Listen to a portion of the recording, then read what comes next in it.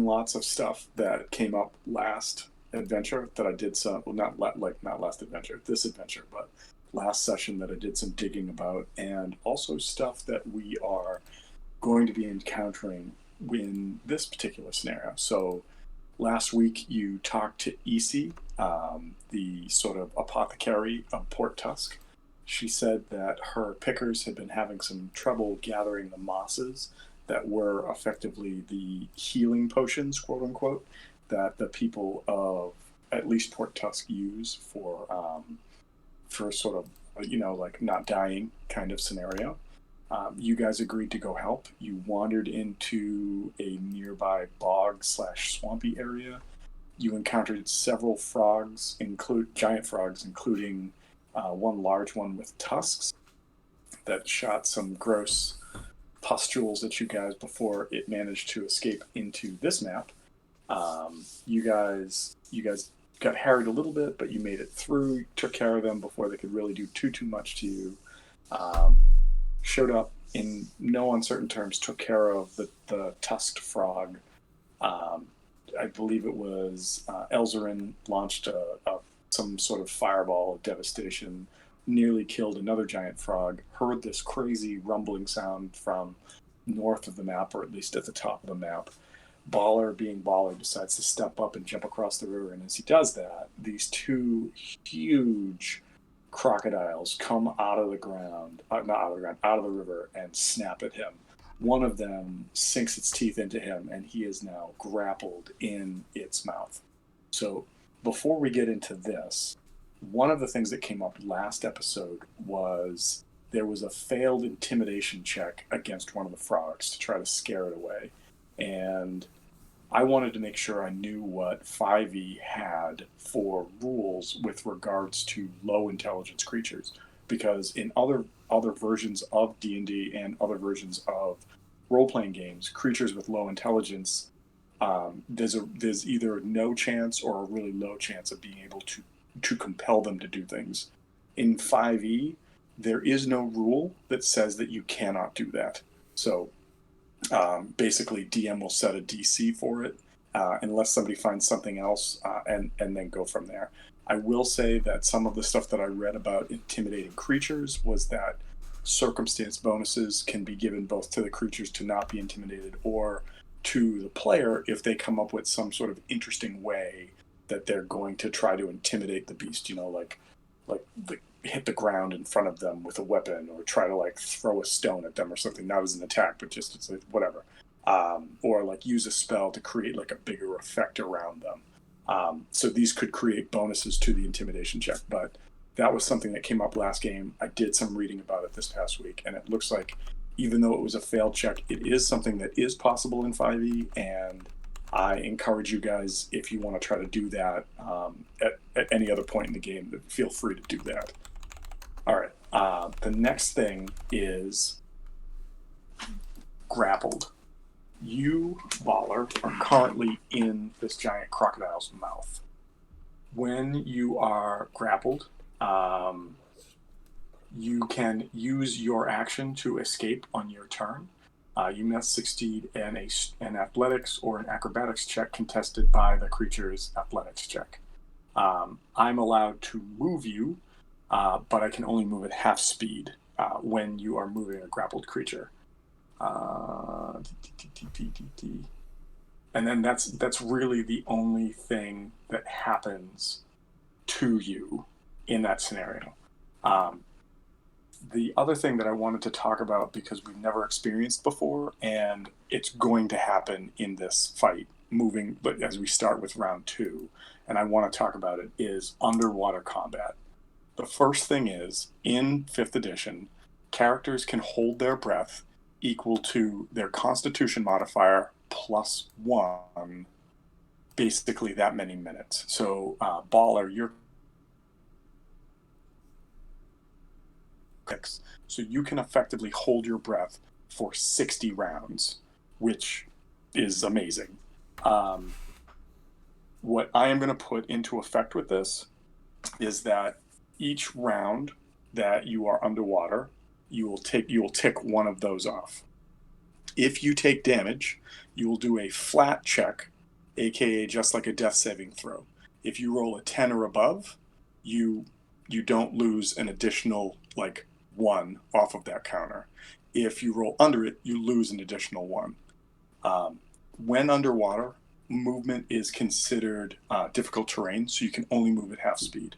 I will tell you right now that the depth of the water that's here is no more than 5 or 6 feet at its deepest. So there's literally no chance that you couldn't get back to the surface in less than half a movement in order to get there. So that's not something that would really take effect in this fight, but I wanted to make sure that you guys were aware of it. The other things to talk about when dealing with water there are some basic rules. Ranged weapons against creatures underwater, or if you're in the water with them, are at disadvantage unless they are specifically crossbow, net, or a javelin. Ranged weapons that automatically miss if they are attacking outside of a weapon's normal range. Melee weapons are at disadvantage unless the weapon is a dagger, javelin, short sword, spear, or trident, or unless the creature has a specific or stated swim speed. Otherwise, everything is at disadvantage while underwater. Lastly, all creatures that are submerged have fire resistance. Now, with regards to spells, as long as you can see the creature in the water, you do have line of sight on the creature. Given like your proximity to it, there may be some cover that enters into it, which would affect the creature's AC, but these are things that will be sort of situationally based. For example, when we look at the map right now, I'm just going to pull up the map. Like anybody who's standing right on the riverbank has line of sight on these crocodiles. They're so big, the river doesn't go deep, doesn't get very deep. Clearly can see them in the water. However, if we were to talk about Elzarin, where Elzarin is standing right now, Elzarin, you would have a difficult time seeing them because of just like from where you're standing right now. Like, does that make sense? Yep. Okay, cool. And then there was one other thing that I wanted to talk about that. Oh, and then the last thing is that the plane of water is considered the same plane as where you're standing. But depending upon the wording of your spell, certain effects may occur. So, for example, if you are casting something that is a radius effect, or is a like a cone or a line, it does not go up and down. It's just straight out. If you cast something that is a sphere, it does go up and down, including beneath you. So what that means is, Reamer, your Spirit Guardian spell, I did not read what it was, but I had to research this because I wasn't sure. If it is a sphere shape, you will affect things if they're under the water. If it is not a sphere shape, you would have to be in the water for it to affect, but it would have an effect because spells can travel through water. Does that make sense? Yes.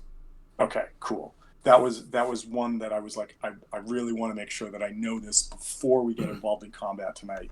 And I also wanted to talk about this with you guys before we got going, because this is stuff that I don't think, like, I haven't personally dealt with in 5e. So I figured let's talk about it before we get going in the combat, and then try to iron out any questions or weird points. And so I know that was a lot to throw at you guys, but I just have two for like once you're all set. I have two things that I wanted to go into a little bit, but so the first That's one was just the Constitution thing. Yep. I saw something about like having whatever your con score is. Something about like I'd actually honestly have to look it up again now that I start to say it, and I go, oh fuck, I don't remember exactly what it is. But something about like what your con score is affecting something like the actual like modifier, being what someone uses for like the additional turns or something, when it's something where like they're dragged underneath. I did read a lot of house rules about drowning, and I know that you guys are a little hesitant when it comes to that. I feel like I'm a little bit more ready to experiment with those. And so what I did was I took the most generally accepted ones that were out there. And so the specific like player's handbook stuff about how long can a character hold its breath is it's 1 plus its con modifier, minimum of 30 seconds. And basically it's that times 10, right? So like Yep. where baller has a +5, 5 plus 1 is 6 times 10, 60 rounds.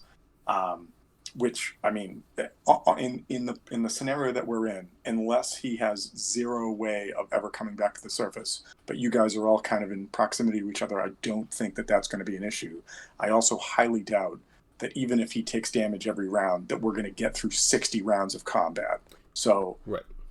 or even if he takes damage, that was kind of why, because I think it was something where it's like you have a number of turns equal to like your con modifier or something like that. Maybe it was like with an additional thing or something.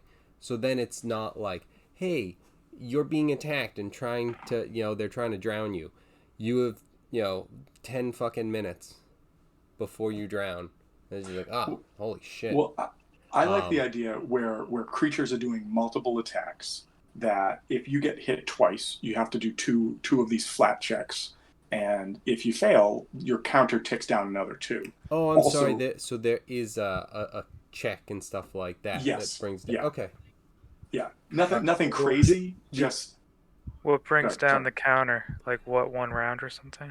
Yeah. So 1 round. So if on this round, I'm going to tell you right now what's going to happen. The crocodile that has you is going to drag you underwater. Like, I'm not trying to spoil things, but I want people to know about this so we can talk about it before we get involved with it.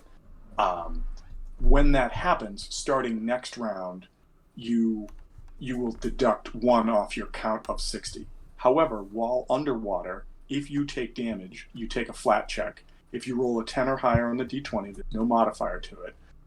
Nothing happens. You don't lose anymore. If you roll under a 10, you will deduct another 1 off of that total count of 60.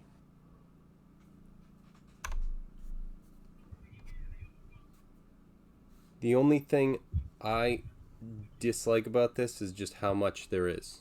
If there's any way that we can look at, and we can run with this, I just feel like if we can simplify it. I think, so for right now, I think this is pretty simple. If we want to adopt a different set of rules, I think that we can discuss that. But for tonight, let's stick with this, see how it works. And if we want to modify it in some way, awesome. But this is actually in the player's handbook, it says nothing about you losing like ticks on that if you take damage while underwater, and I think that that's ridiculous. It doesn't really go into it. So like I'm okay with having some sort of penalty with stuff like this, where things are trying to use the environment that sort of thing.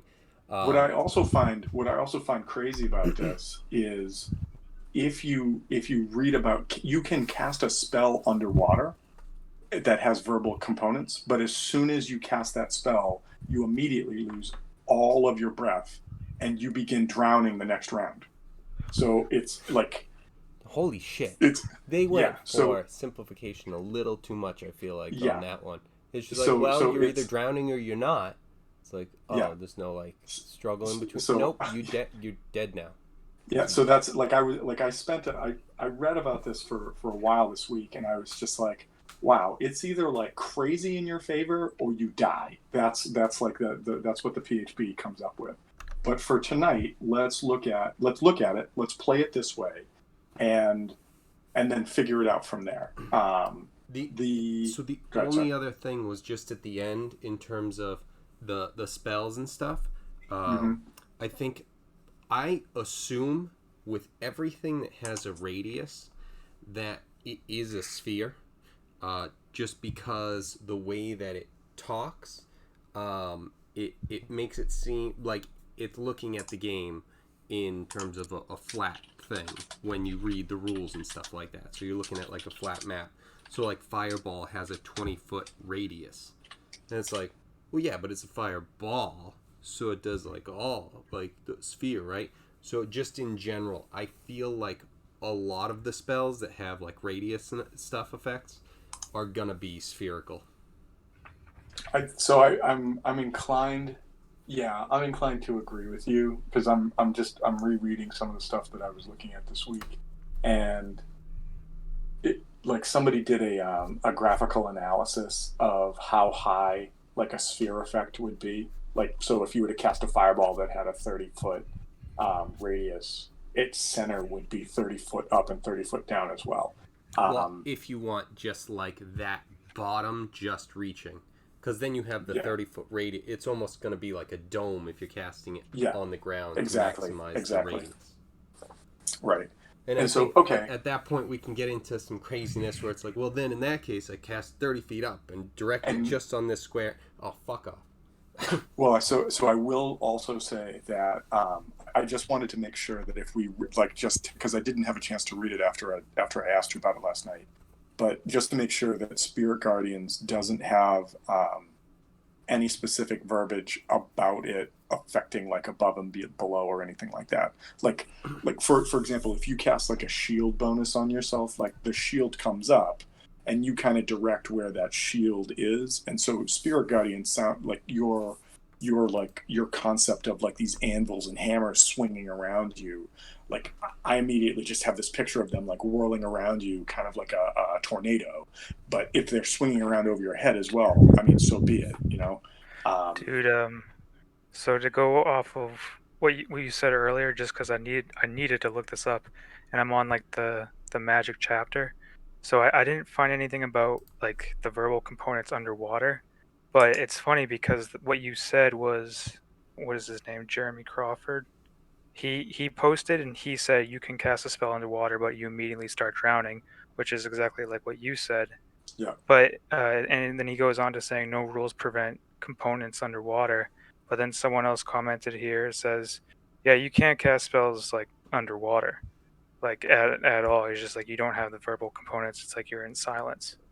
So unless you have like the ability to breathe underwater, you can't do it. Which, Well, so what I'm saying is, whatever. Like it's well, I weird. like, I think that I like that idea because, like, if you're holding your breath, right, like you can yell underwater, right? It's Yeah. just that after you've yelled underwater, you've got nothing left because you Yeah, just you expelled have everything to from your send that lungs. air out. And like, Right. and the words don't necessarily, well, depending on what magic thing you read, like sometimes the words don't matter. It's just the emotion and stuff that you put behind that word.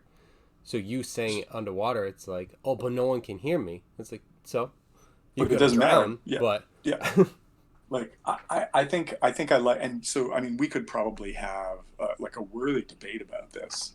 I like the idea. I And wasn't to, trying to. I was just finding like the differences between the oh yeah, no, two. no. I think I we're all on the same like I said, page generally. there's a lot of conjecture about this because it's kind of a gray area in both the Player's Handbook and the DMG.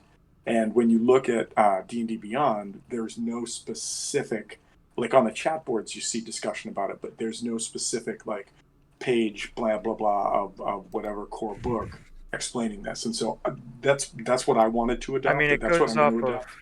verbal component, and it's like if a character is gagged or in an area of silence and cannot get a pitch or resonance, I'm like jumping around the verbal thing, they can't cast a spell. And someone's arguing here, it's like you're underwater, changes the pitch and resonance of it, and then you just can't complete the spell unless you can speak underwater. So like, but like I said, I'm fine with either. I just found it weird that the book says one thing and the creator makes a tweet and just like, this is what's off the top of my head. It makes sense to do that, which I Yeah, agree. I It makes like sense to do that, but I like the idea of giving a spellcaster that's suddenly underwater one last ditch effort to do something. You know, like I mean, maybe like I don't know what. Clearly, there's water breathing as a spell that you can cast in fifth edition. Other RPGs have things like life bubble. You can like cast the avatar air bubble around and stuff. So could if I know that you want to do it this certain way. I know like we're getting 60 because that's the amount of rounds, right? mhm. Yep. And then I knock down one per hit.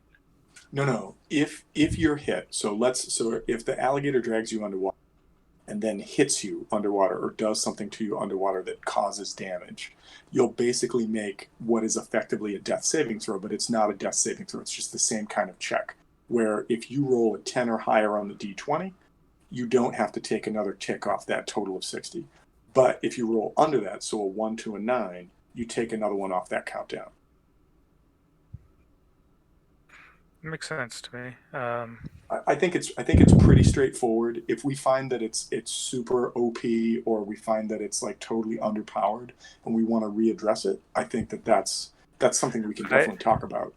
I like it. I'm not sure if I would like base it off of rounds, like maybe just the con modifier in general. Like don't get me wrong. Thinking like the con score is the one that you start with instead of 60. It's like, you know, your con, if it's 20. In other versions, that's been what the standard was. So if you had a 15 con, you could hold your breath for 15 rounds. That was the standard. Yeah, because like with this, it would be something where, yeah, like you wouldn't get the 60, but you're also in the middle of like dealing with something. It's not exactly like you're just taking like a, okay, ready? You got the timer? And they're basing this off of, generally speaking, like how long like an athlete could hold their breath, right? So that's why the minimum is 30, because they're like an athlete, like somebody who's a diver or a superhero could clearly hold their breath for more than a minute or two, and so 3 minutes was that mark basically, or not 3 minutes, but you know what I'm talking about. So 30 rounds effectively, but that's where the basis was. I think it's a little over the top, but I also think that this is a pretty simple way to try to keep it in tow. Like, I think that this had come in way more effective if all of a sudden there was literally an underwater battle where you're stuck underwater, like multiple feet below, where like it's going to take rounds to get back to the surface or something. Right. Well, I'm thinking that with 60, if you want me to feel that with Baller, I'd be more afraid of my hit points than ever, considering the water. What do you mean? So like, let's say if I have 60 rounds or whatever, and I go down every round off of 60. So per round I'm marking it off, and then per attack I'm giving a check, and then I might knock off one or whatever. But I'm saying, like, even with the attacks and everything like that, I would still see I would take my hit points in consideration way before even being concerned that I'm going to run out of water. Like, even if I fail every check as okay. Baller, like if I had 10 con, if I was playing a wizard and I sacrificed con or something like that, I'd be horrified. I'd be like, oh, okay, this sucks with that. But with Baller, your HP will run out long before your air. Yeah, even at like reduced, like I'm like taking half the amount of HP. But like the last time, just from the damage alone that I got last time, yeah, I mean, like, I'm being torn apart by 2 alligators. I'm like, I won't even consider the water at all. When I read the rule, the first time I read the rule, and I was like, all right, well, let's look up Baller in D&D Beyond and see what his stat for this would be. And I did the math, and I'm like 60, and I went, what battle has ever lasted 60? And then I'm like, even if he takes a hit for half of that, and like for 30 rounds, he's still got 30 rounds to go, and he's still holding his breath. So I was like, let's try this out. If we feel it's too underpowered and we want to do something else, that's fine. But I didn't want to throw something at you guys that you didn't have a chance to talk about. Like, and then we've got 3 deaths because of drowning. Yeah, there's a lot of. I actually listened to like a designer discussion today, or not today, but this past week, about players who were introduced to Dungeons and Dragons either in 4th edition or 5th edition, and how they're not big fans of, generally speaking, they're not very big fans of like homebrewing rules. Whereas when you played older versions, before like things got really concrete with rules, like there were lots of rules, but there was also tons of gray areas where the game kind of provoked you to like on the fly create rules, almost the way that you can kind of create DCs for skill checks or whatever.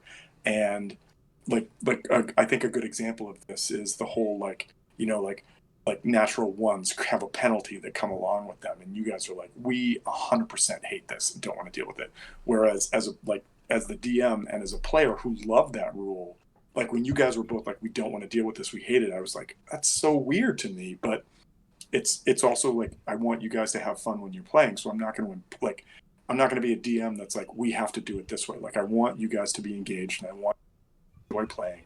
And if you die because you made a rule that doesn't go your way, then I'm not going to hold back about it. But I want you to be part of that conversation.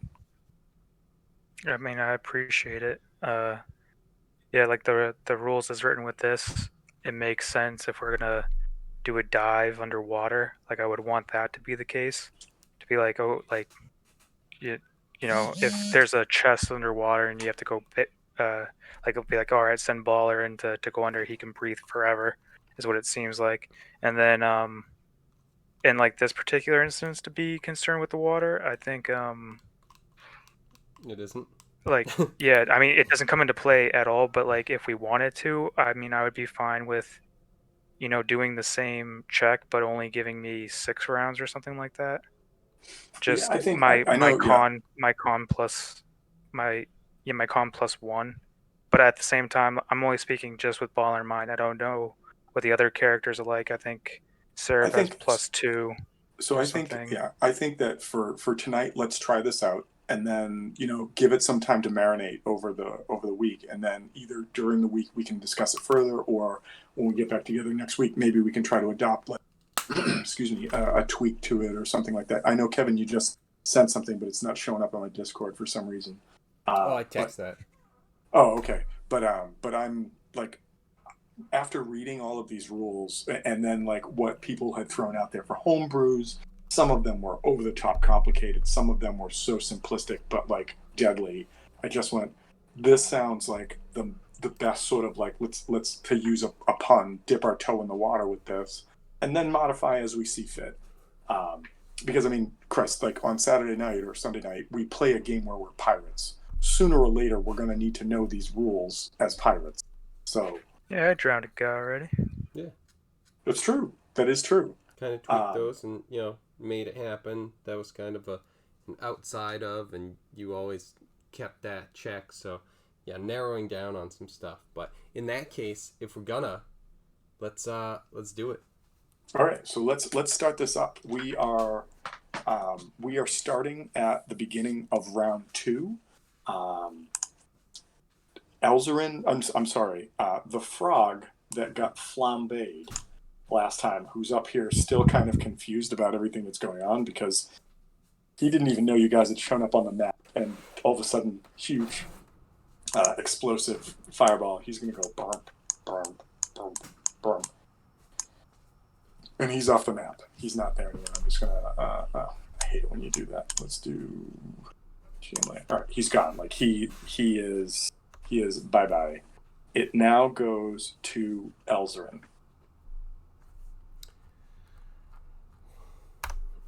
All right. So he'll run up to catch up with everyone. He only gets to there. Okay. I'm going to say at this point, like, both crocodiles are above the surface of the water. They're in the water, but they're like at the surface of the water, so you can see both of them. The other thing I had mentioned before, but the other thing that I want to make clear, this is a quick, it's not like a river that's like ripping through and you're concerned about it. Like, I think we talked about that last week when Baller decided to jump across. But because it's moving pretty quickly, or not quickly, but it's moving, you can see basically all the way to the bottom. So in this case, the water will probably not provide much or any cover for creatures in it. If we were talking about that boggy area you guys just walked out of, they would probably have half or 3/4 Right. cover, if not more, when they're under there. So okay, I'm guessing I probably can't see this one very well through this tree. Yeah. So I'm gonna go this for one, this yeah, that one you clear can one. see. This big. You can, well, you know what? Like this one, literally has its mouth around Baller, who is right there. So you can probably see like Baller's having a hard time with like I can only imagine this like snout with giant teeth sticking out of it. But that's basically Baller, and then this guy you can clearly see.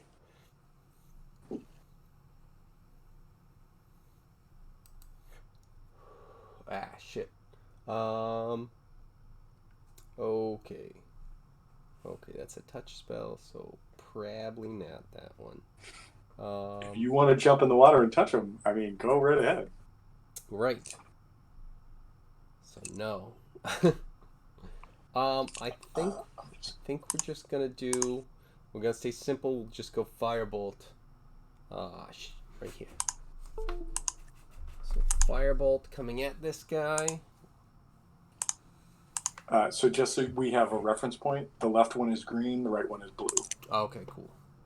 What is this? Nope, get out of here. Give me my dice.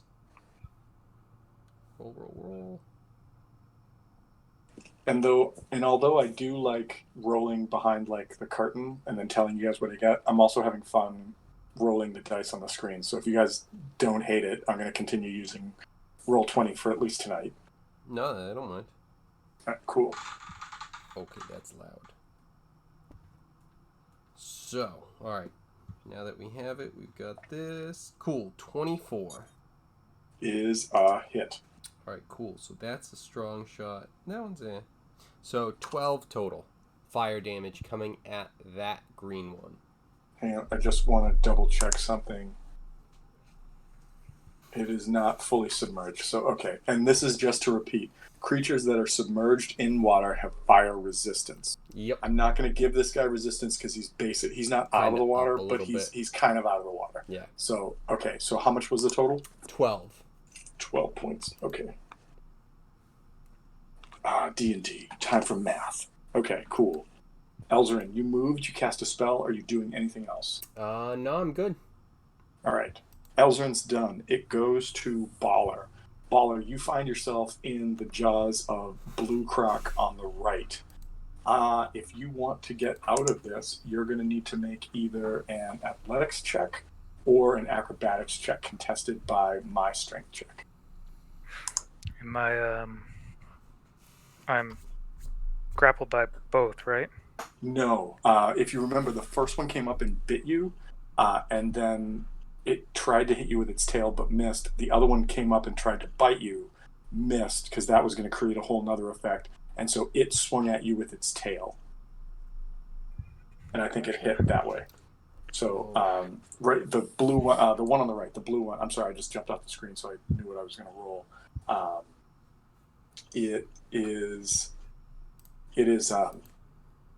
It's going to be either an athletics or an acrobatics to try to break out of this guy's mouth. If you want to do that. Okay, so it's my turn. It is your turn. Yeah, I'm sorry, it's Baller's turn. All right. And just to go back, I'm just going to pull this up real fast. Come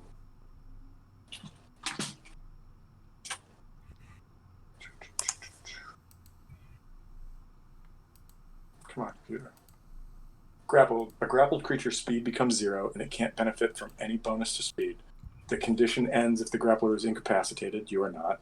The condition also ends if an effect removes the grappled creature from reach of the grappler or grappling effect. So they give the example of Thunderwave. But basically, you can do anything on your turn except move, and your options are either spend your action attacking it as best you can. You don't have any disadvantage for attacking. This is a weird rule for grappling in 5e, but you don't have disadvantage for doing it. However, you can't move, or you can spend your action trying to get out of the grapple, and then you can move away from it.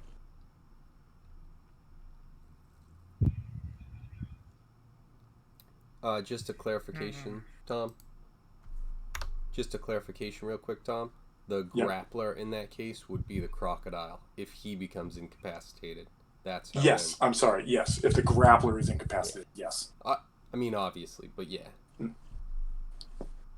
Well, I mean, I also think that if you're incapacitated, if that thing's knocked out, it's generally not going to be holding Baller for longer. Actually, that would be a really cool creature to create, where it, like, if it has has something in its mouth when it dies, that thing is now permanently stuck. Like you just have to like say goodbye to that character. It's stuck permanently. Someone just saw Shawshank Redemption. Okay, so TJ, what are you doing?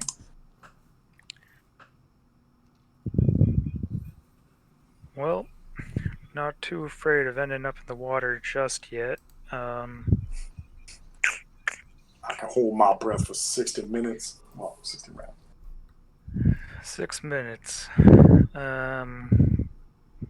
Yeah, I think I'm just gonna try and hit my way out of this. All right, so you're gonna swing at the guy who's holding you, Blue. Yeah, I'm gonna try to recklessly attack and add Great Weapon Master. Okay. Okay.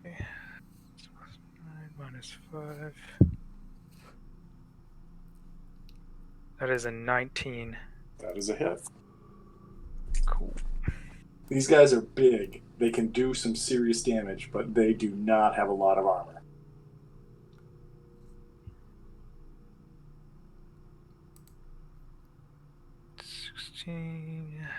Plus 2 more because of the fucking rage.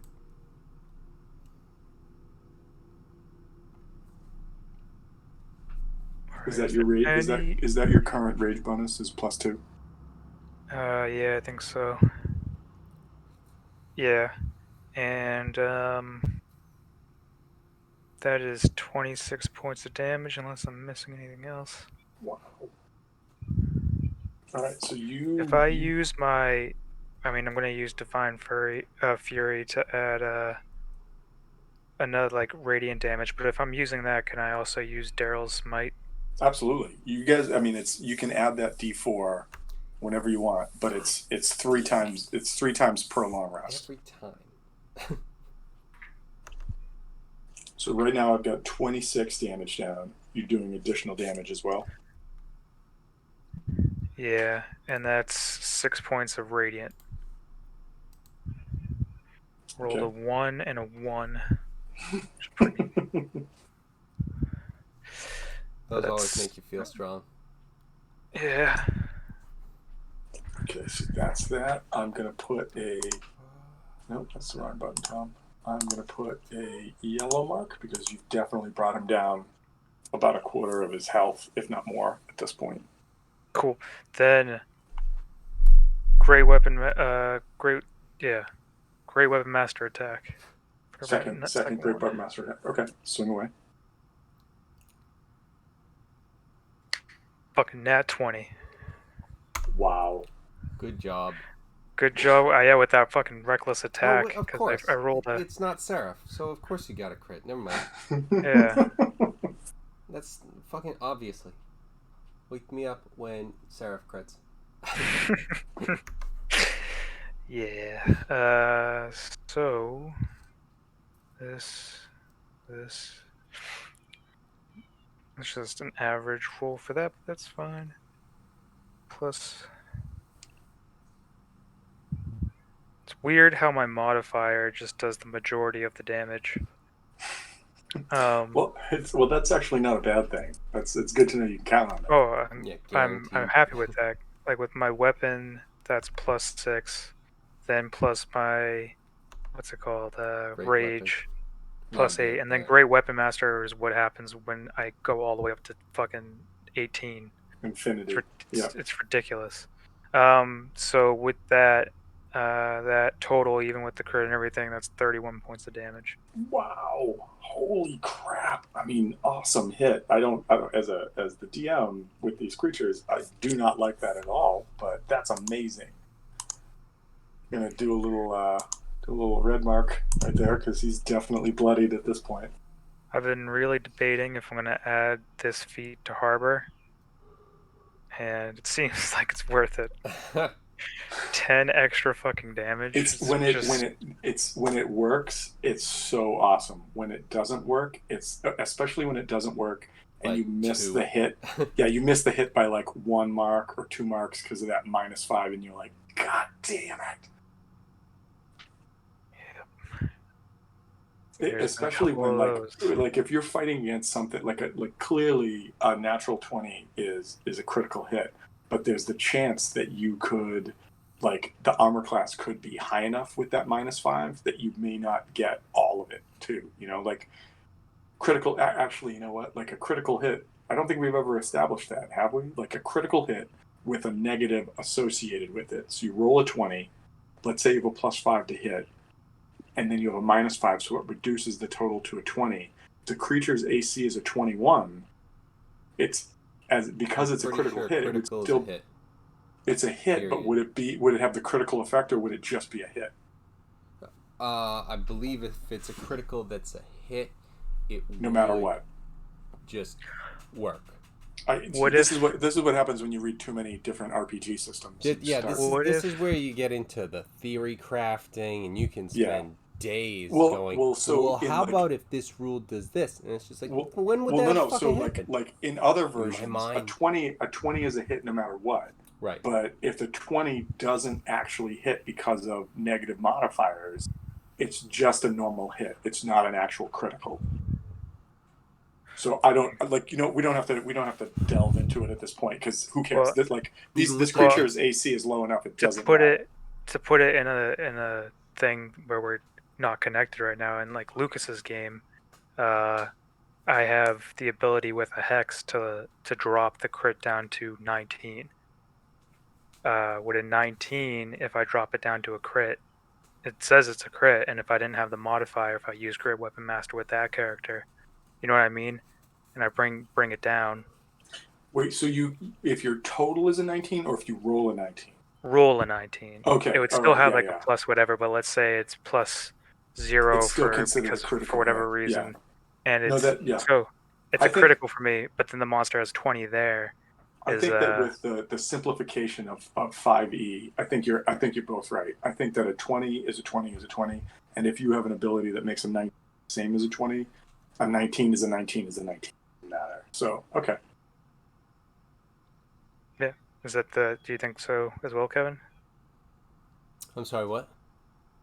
Like if in the other game when I hex somebody and let's say I roll a 19, it's a crit for that character. Yep. But let's say the modifier for whatever reason doesn't hit that character.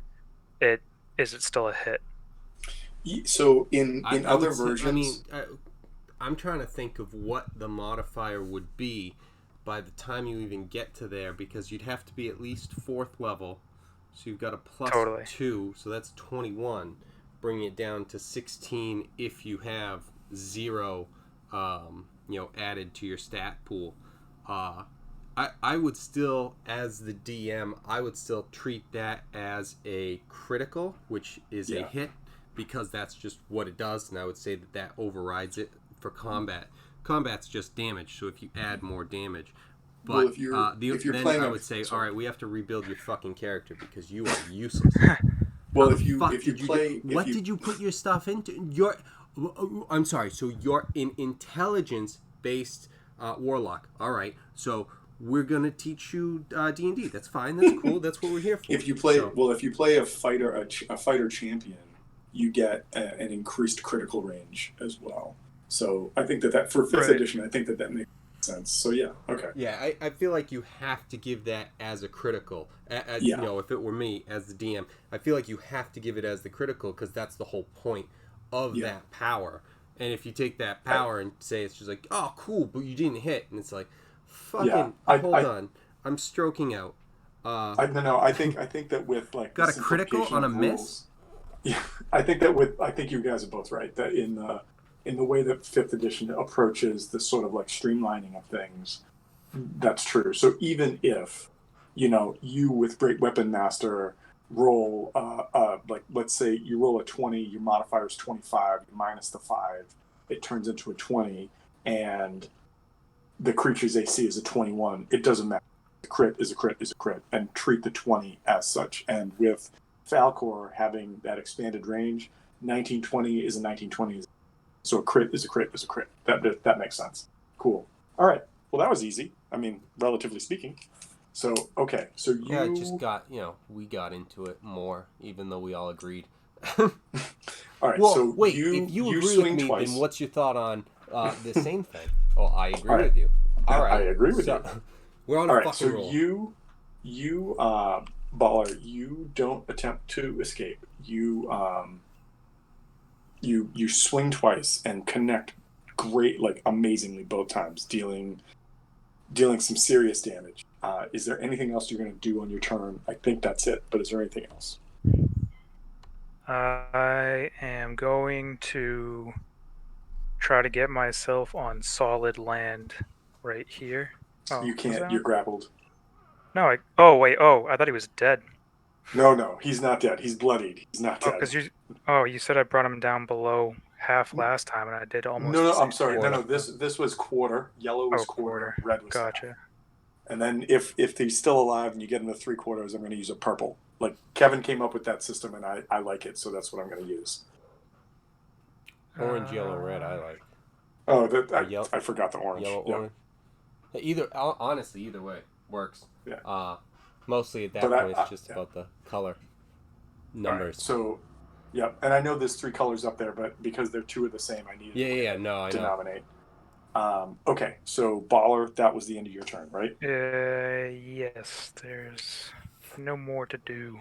Wait. Okay. What if you get a critical? Can't you attack? Oh yeah, I kept thinking Jesus it was Christ! only if You they. guys suck at your feet that you guys have. Hold on.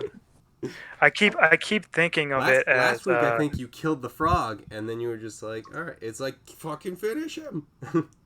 You killed something. On your turn when you score. It's Yeah, it's this it's D&D critical hit or Beyond is reduce. really annoying in the fact that it will like, hey, you rolled a 20.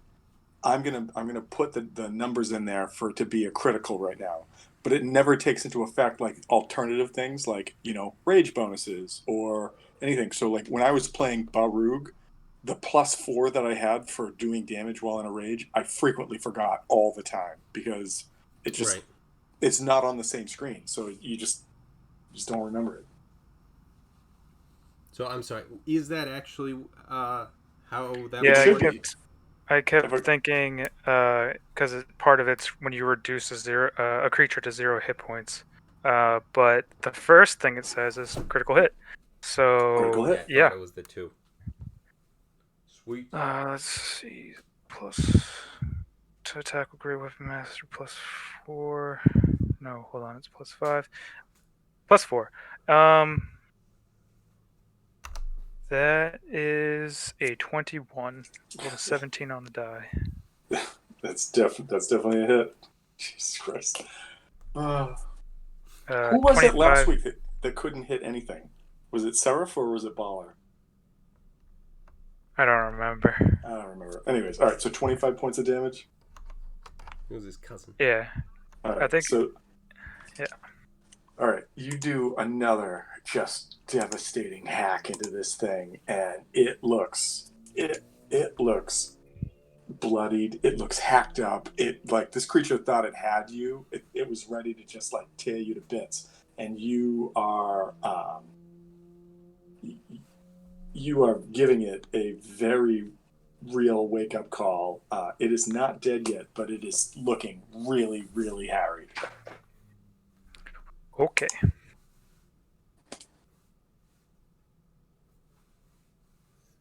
All right, that is the end of your turn. Yes. Okay. All right. First thing that's going to happen is the crocodile that has you in its mouth is going to try to do something. But because it is in Seraph's radius, Seraph, did you double check about sphere? It doesn't say anything about it not like affecting multiple layers, right? That's what my ruling is going to be, is if it doesn't say that it doesn't affect anything, then it does. Yeah, it doesn't say that. It's not going to say that. What are we in 3.5? We don't have 10 paragraphs for each spell. I know. Also, I wish we did I sometimes. am Reamer. Okay, I am Reamer. Okay, so that being Seraph. said, Bebop, I need boop. to give beep boop meat bags. I need to give you a dex save or con save or wisdom. No, that's concentration. Fuck, was it? Wisdom. 15. Wisdom save. 15. Okay. Here we go. Where is my sheet? Okay, cool.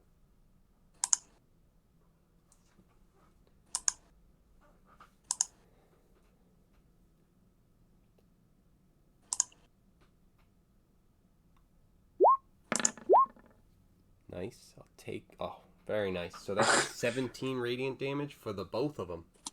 Okay, so no. So I didn't check the other one because it wasn't its turn yet. It had advantage for a specific reason. Oh, okay. So that one takes 17 damage, and the one that is holding Baller basically like just drops and starts like floating down the river. Like its carcass just starts floating down the river. Baller, you are no longer grappled. Reamer, like let's you Reamer go. waves.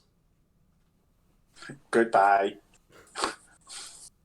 I don't even know what to do. Do I buy him a beer? He doesn't even drink. Yet. You just got to convince him. All right. Jesus Christ. Does he want like an old turnip in the fridge? No, you don't drink. Here's an old turnip. Here's this waxy root. Have fun with that. We'll have to figure out an alternative that Warforged can have that will get them feeling drunk.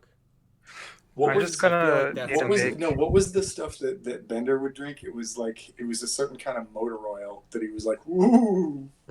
I'm not sure, but that's exactly the type of thing that like Elzarin definitely would be like, oh, we need to figure out some way to get him drunk. All right, so the Croc, Blue Croc, gone. So I'm going to cross him off the list. Green Croc needs to roll a save, and so I'm going to do I'm going to do this, and I'm going to do this. Yeah, it looks like I failed both again. So what is the damage this time? So this one is not as impressive, but it's 11 points coming at it. Okay, 11 points. That's going to go to that, and that's going to go to that. Okay, cool. And with that, I will put a mark on this guy that he's at or about a quarter right now. So it goes to his turn. He is going to... He tried to grab Baller last, but Baller was a little more than he could chew. So he's going to move right here. Does not provoke because... Still right there. Well, I mean, he's still in range.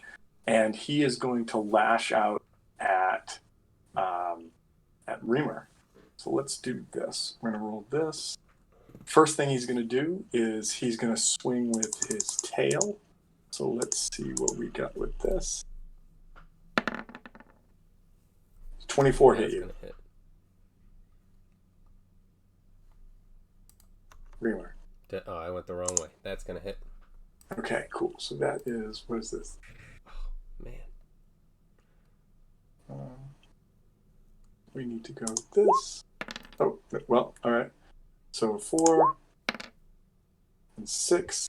So you're going to take 10 plus. I didn't mean to roll it that way. So you're going to take 10. You're going to take 15 points of damage as this tail comes across and smashes into you. And I need you to give me a strength saving throw.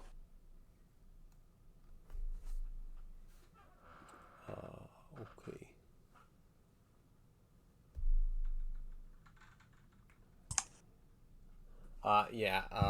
That's a 27. You definitely make it, which is a good thing, because if the tail had come across and knocked you down, you'd be prone, which really would have set up this next attack. But unfortunately, that's not what happened. So here we go. Next, 15. The bite comes in. Bite comes in at you guys. At you. What is this? Like the 5th 4 I've rolled? Damn it! I know a 12's not going to hit, so it comes in. It snaps at you. 4. And it is. What is it going to do? It's going to shift this way, and I know that that's going to provoke. So if you would like to ball, or you attack of opportunity against this guy.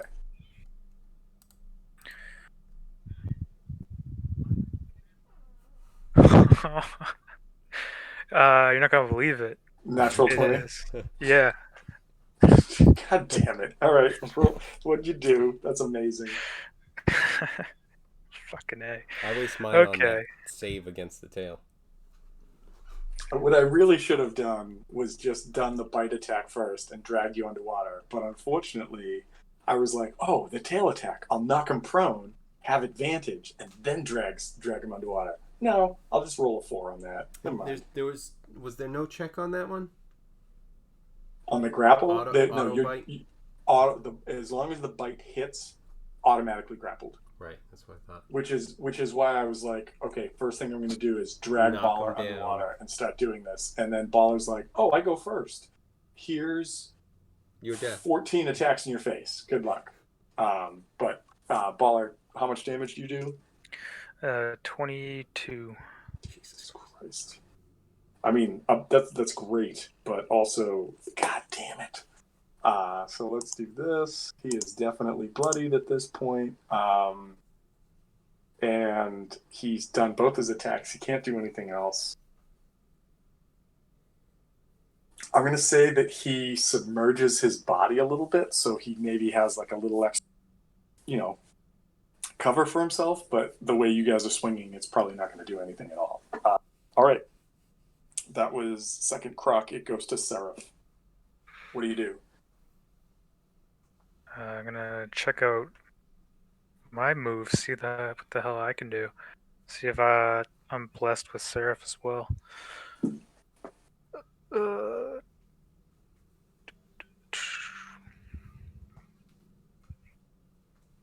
I don't think I want to go into the water with it. With the stoplight alligator. Good call. I mean, that's funny. At first, I'm like, "What are you talking?" Oh, I get it. Okay. I'm going to. I think I'm gonna play it safe and just do Ray of Frost. Okay. Roll to. It's Ray of Frost is a to hit spell, correct? Right. Yeah. So roll to hit. +6.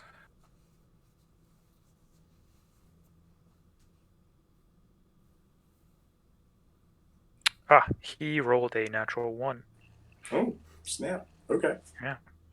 So no damage there. Cool. Are you going to do anything else? Just kind of mourn my loss that I'm not blessed with this character, only with Baller. Hey, you know your main character that you want all the crits for? Oh no, we're gonna just give it to your side character. Listen, every now and then the sidekick has to happen. That's why the sidekick keeps showing up. This is how it is. Except right, the sidekick is the fucking Kato in this case. Yeah, well, Green Hornet. I didn't want to say it. All right, so it goes to Reamer. Reamer, you're standing there, kind of in the water, not fully submerged. What do you want to do? Let's go with. I think we're just gonna go with the Sacred Flame. So that's a dex saving throw. Okay. Because of his sort of submerged capacity, I am advantage on this because that is it a radiant or a fire-based spell? It's a fire-based spell, right? Radiant. It's radiant. Okay, then he does not get it. Okay. So what am I? It's another dex. Okay, I'm just gonna double check on that. Okay. Do this, and then let's get rid of that because we really don't have that. So we're gonna 15 on the nose. All right, so nothing. Oh, all right, cool. Cantrip. All right, it goes back to the top of the order. The frog is long gone. Elzarin, you are up.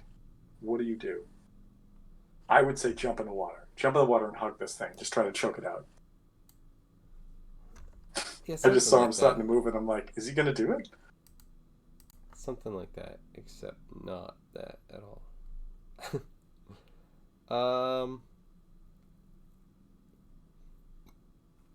I think the only thing I've got is to try and let's do I use this? I don't think I do. I think I'm just gonna have to try and throw a firebolt at it. Okay. This so obviously fire damage, so it will have resistance to any damage that you give. Yeah. Let's see. That might not even hit. That's a 16. That is exactly its AC being partially submerged. I give it a +2 as a 16 AC. Cool. So which was like it was almost a foregone conclusion that Baller was going to hit when he was swinging, and I was like, God damn it! Right.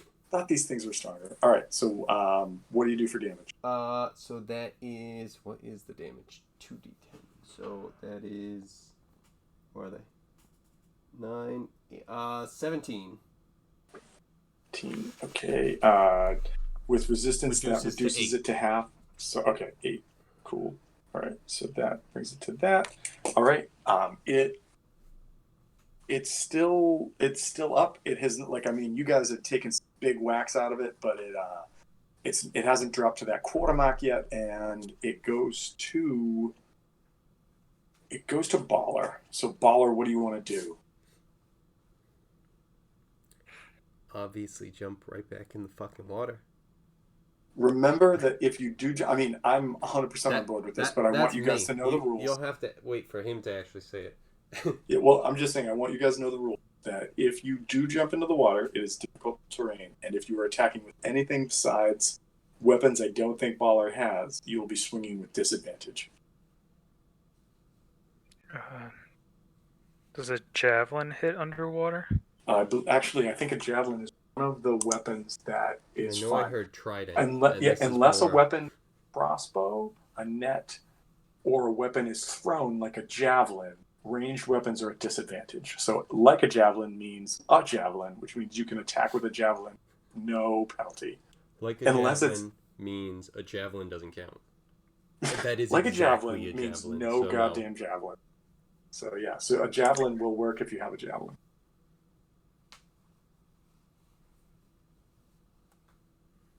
Let me guess, you rolled another critical.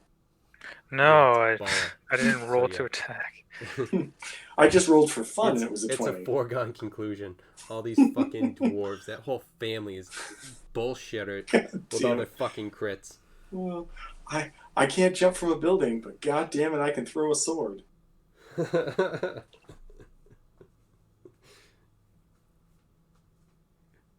right. God damn it. I don't want to jump in the water because as soon as I do, I feel like there's going to be another goddamn alligator.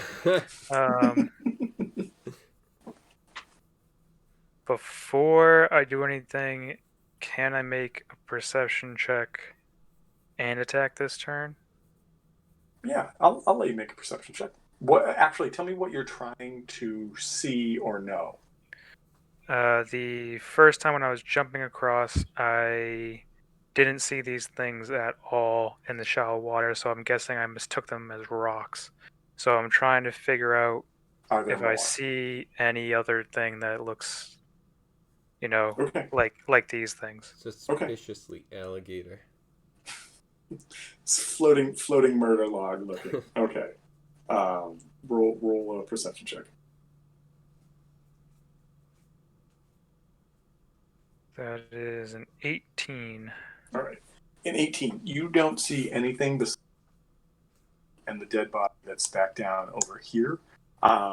With that perception check and looking back, you realize that they probably had been sitting on either side here, kind of completely camouflaged with these roots and everything, so they just look like they were waiting for something to touch down into the water, and you just happened to do it right in the middle of both of them so they could make it to you. Okay. And I didn't see any. It seems clear. It's with the exception of the giant one in the water right here, yes, it seems clear. Okay. And once again, it is submerged, so the great axe is a no-go. Its back is not. So basically, if you're gonna try to hit it, if you're gonna hit with the because of its size, I'd give you a chance to, but it's disadvantage. If you're going to throw something at it, it's just got a little bit of cover. That's all. Is the disadvantage because of like the fact that you're trying to swing in the Swing water through and water. stuff? Yep. Basically, anything that's not a specifically called out piercing weapon. Yeah.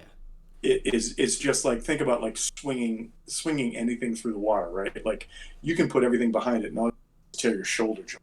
Like it's just too much resistance against it. So with that, and I don't even know if this will come up for me at all. I'm just curious if he were to jump, hypothetically, but if he were to jump onto like a submerged, like if it's partially submerged croc in this situation, would that give disadvantage, or would it be something where it's like obviously after the first strike, but just what I would do is in that scenario, because we're sort of hashing this out right now, what I would do is I would make you roll an athletics check for the jump, and because you're I would leave it up to you that either an athletics check or, well, no, first would be an athletics check with a really simple DC, because if you roll a 1 on it, you don't make the jump. The second would be a balance check that you could land it and not immediately fall in the water, and then we'd play it out from there.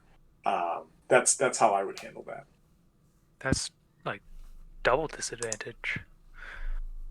Well, so here's the thing: your jump. Well, it's not really double disadvantage, because if you make the balance and you're on top of it on the water, you suffer disadvantage. Oh, so like I was thinking, just in terms of if you're just jumping like recklessly and coming down with the axe, kind of like I don't know what. So you're not. Yeah, okay. Dragon movie. I would. Yeah.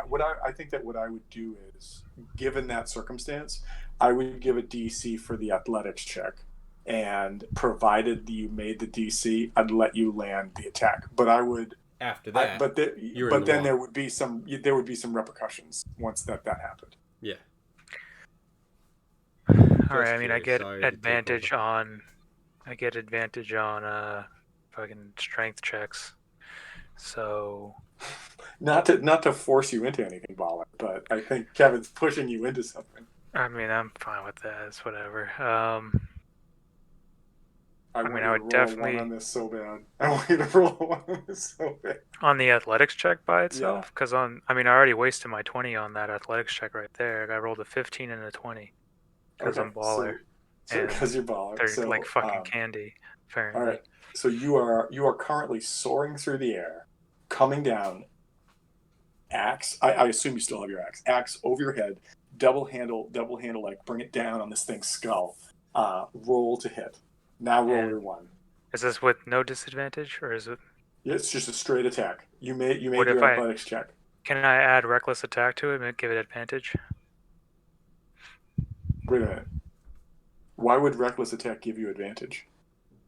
Because then it gives all attacks against me disadvantage. It's one of the feats, or not one of the abilities. Oh shit, that's right. I wish I had remembered that. Otherwise, this guy would have totally attacked you after you attacked his buddy. But, that's my bad. So yeah, I would say you can do that. I mean, it's a free action to do. So sure. Boom. Roll good. Yeah, these aren't as good a roll. Not at all. 9. That is a 19. That's a hit. I told you these guys are not. If they get you, they get you. But unfortunately, they both had to move like their full movement to get up to Baller, and neither of them had a chance to do anything before Baller went to Ballstown. So roll some damage and tell me what you get. All right.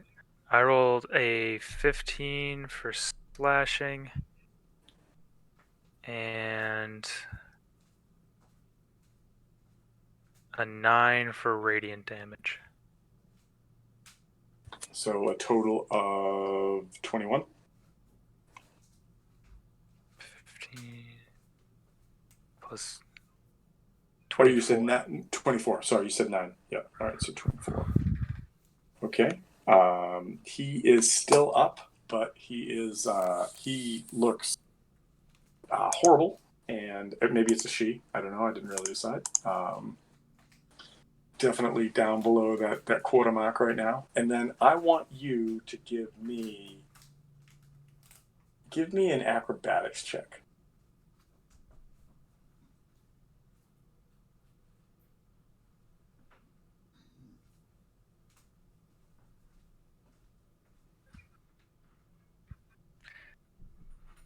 Acrobatics. Mm-hmm. 5. Okay. You fall off and start getting carried away from him a bit. Does not provoke an attack of opportunity at all, but you splash into the water and start getting pulled away. Is there anything else that you want to try to turn? You have moved. You have attacked.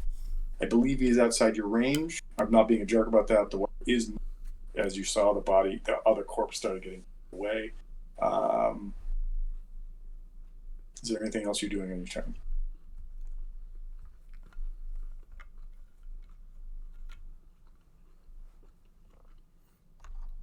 I mean, I can't swim towards him.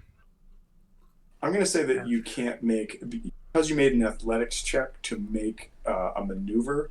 I'm not going to give you that movement right now. I'm not trying to be a jerk about it, but you did a specific thing that resulted in a hit on a partially submerged creature. If you had rolled high enough, you would have stayed in this back and been able to attack again. But unfortunately, it's though you fall off and the water starts to pull you away. But then why did my 15 feet of movement go away? Because you that was you falling off of the crocodile. Your movement is based upon your body, and right now you fell off and you're floundering, trying to find your feet. Or 10 feet.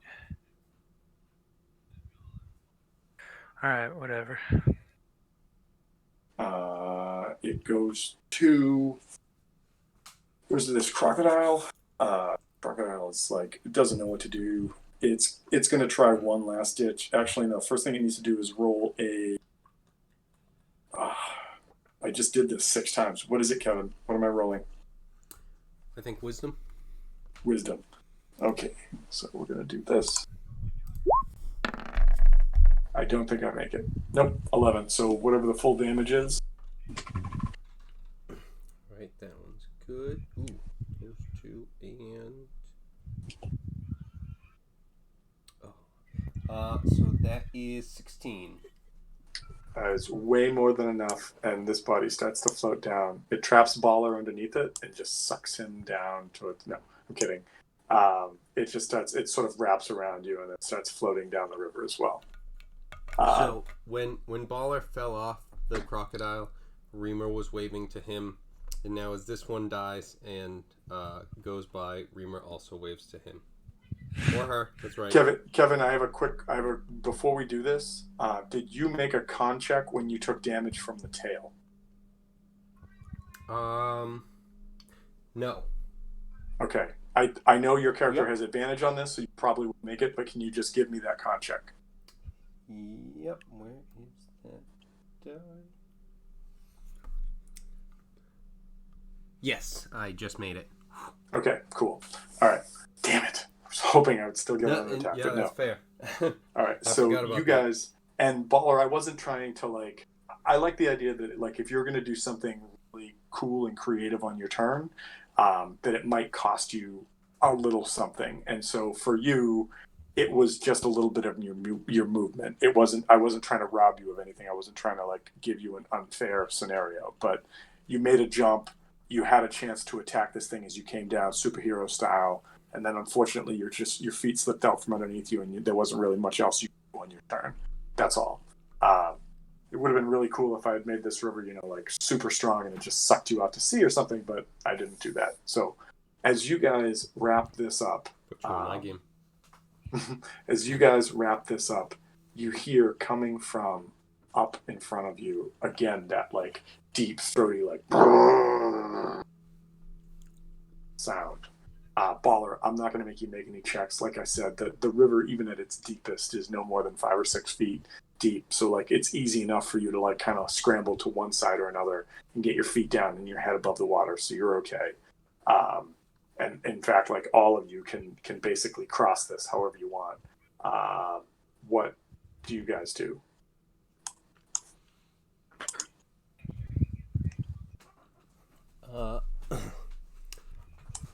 Elzarin will ask Seraph if he minds carrying him.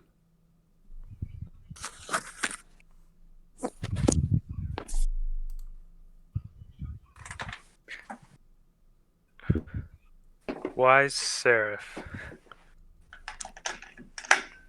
Because he seems a little stronger than maybe just about the same as Reamer, but also I think you had carried him before with when you were flying.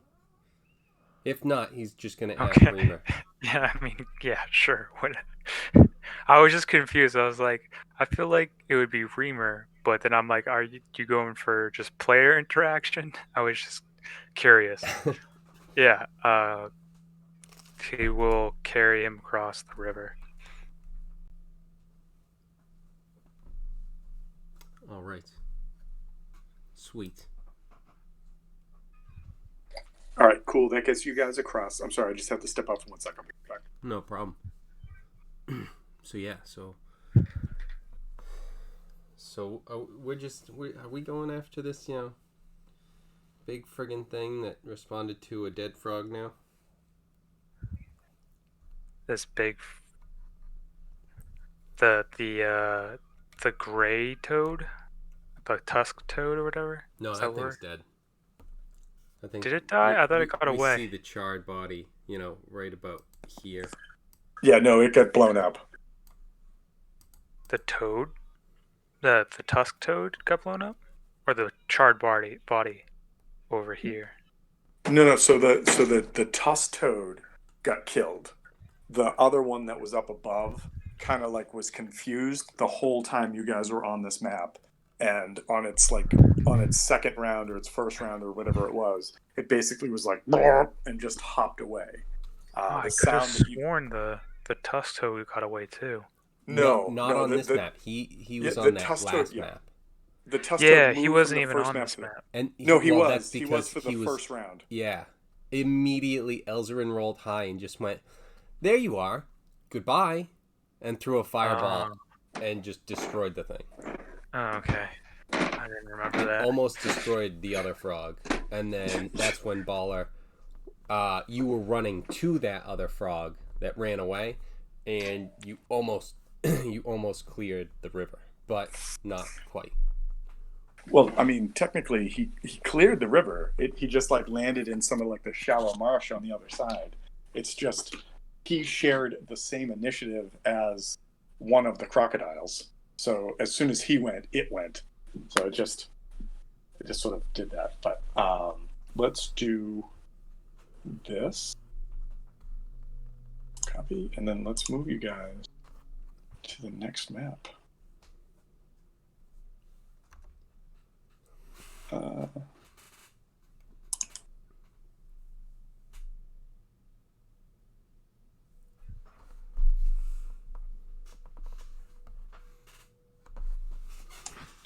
I'm putting you guys on this map, but you guys can do what you want, like basically in the space that I put you in when I bring you over there, which should be right about now. And you guys are right here.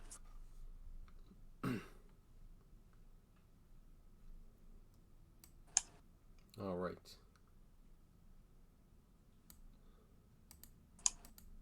I don't know if that's if Baller was running ahead or...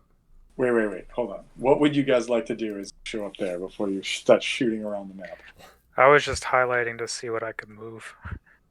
Yeah. Everybody! It's okay if it's people who have some self-control.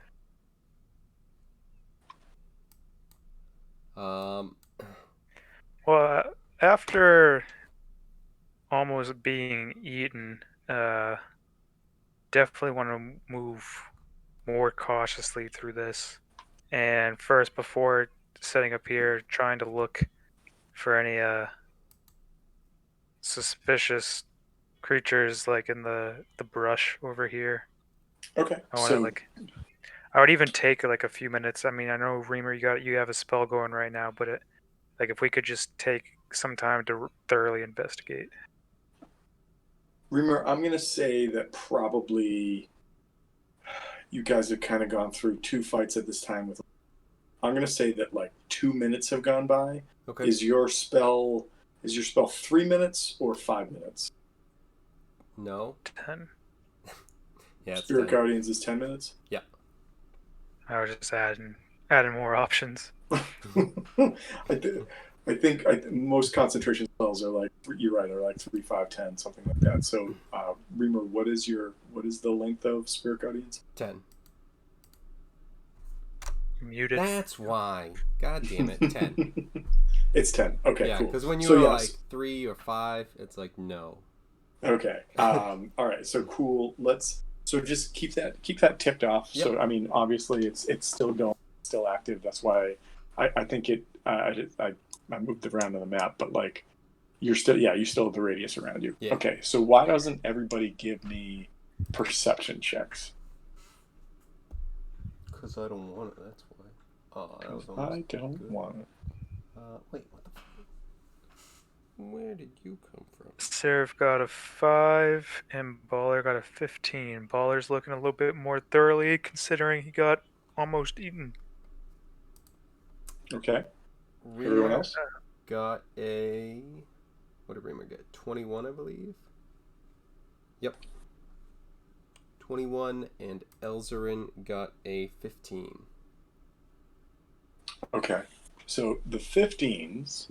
I'm sorry, Sarah. If you see a wooden path, like a kind of crappy plank way, that leads into this central area right here that seems kind of heavily foliaged with like some big shrubs and trees.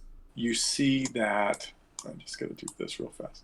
You see a bunch of like large lily pads over here. You see that there's an open waterway to the right, and then at the other end. I gotta shrink this down so I can see where you're at. You can just barely make out what looks like a break in the path, like right here, and that the path continues. The folks who rolled a 15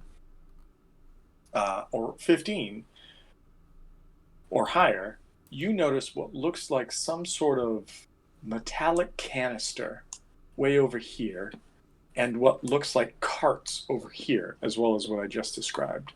And then, was it Reamer that had the 21? Or Yes, Reamer. Elzarin? Reamer. Yeah, probably Reamer. Reamer, you see a couple other things.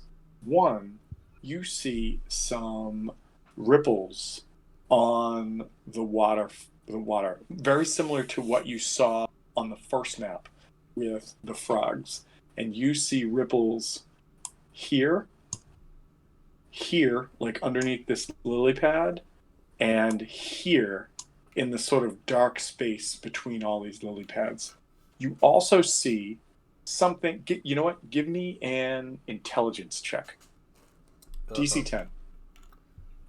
That's not good. All right. Red. Yep. Nope. Okay.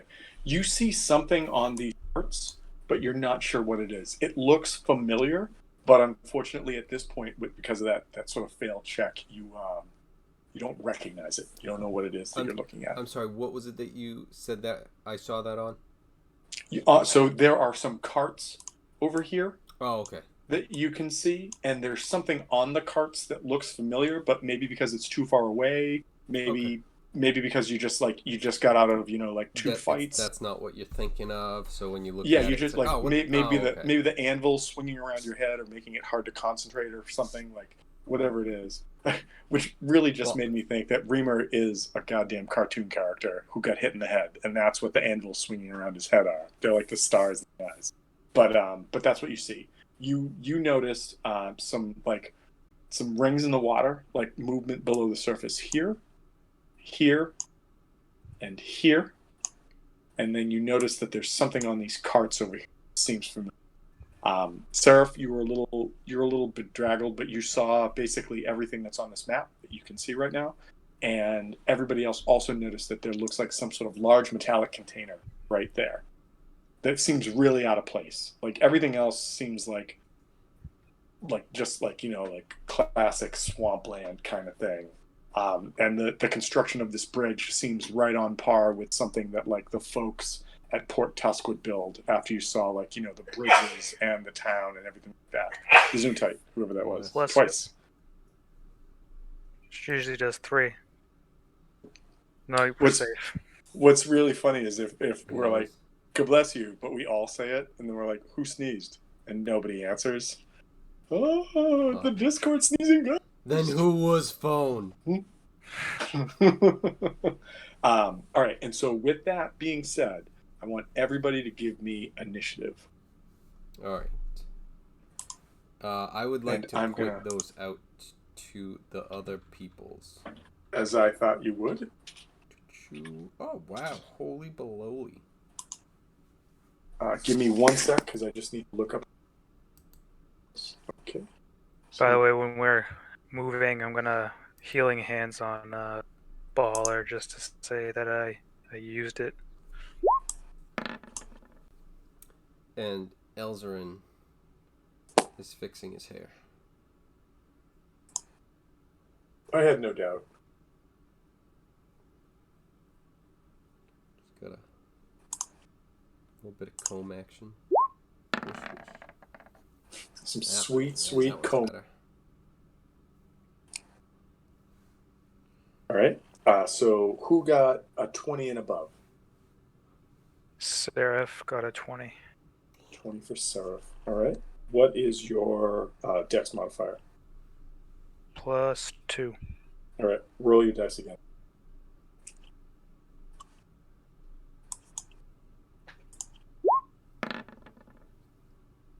Got an 8.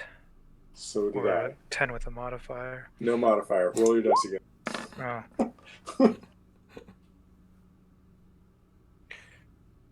13. Okay. Got it. I thought that was going to go on for a long time. It's Tom's powers. All right. Who got a 15 or higher? I have an 18 and 19. Okay. And who has what? 18 for Reamer and Okay. 19 for Elzarin. And Else? 18 for Baller. Oh man, I wanted him to have a 17. Wait, and I like who has the better dex between Reamer and Baller? Baller. Okay, so I'm going to put Baller in there. Wow. Compared to that first fight when Everman rolled what? Lower than a 7 or whatever it was? All right, cool. We got this down. All right, so we're going to start counting down, and the first thing that comes up is Seraph. Seraph, what are you doing? I want to protect my allies. I'm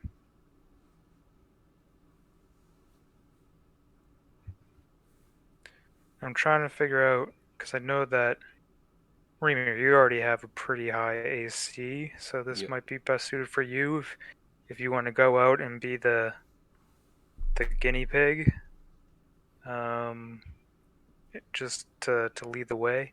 I think I'm going to do Shield of Faith on Reamer. I want to read the rules about that real quick. I want to know if you need to stay within like a certain distance. I think Shield of Faith is just a don't even know. concentration spell, isn't it? So as long as you concentrate, it's... Yeah, I think Yeah, just it's concentration. I limited didn't know. first with like probably touch, and then after that it's just like stay on the same plane. Yeah. Maybe not even that. Let's see. Go to hell. Who cares? Whatever. With the +2. Range, and I don't know if this is just range to cast, but a shimmering field. Yeah, it doesn't say anything else, and it doesn't say self. So I guess I can cast it on. Yeah, it's probably touch, right? No, range and No, you can area is cast it at 60 range feet. on you. Yeah. Oh, really? Yeah. Oh wait, this is a bonus action. Interesting. So I can do something else too. Yeah, so I'm gonna cast Shield of Faith on you. Yeah, and then you can cast a cantrip. Or something. What else do I have for cantrip?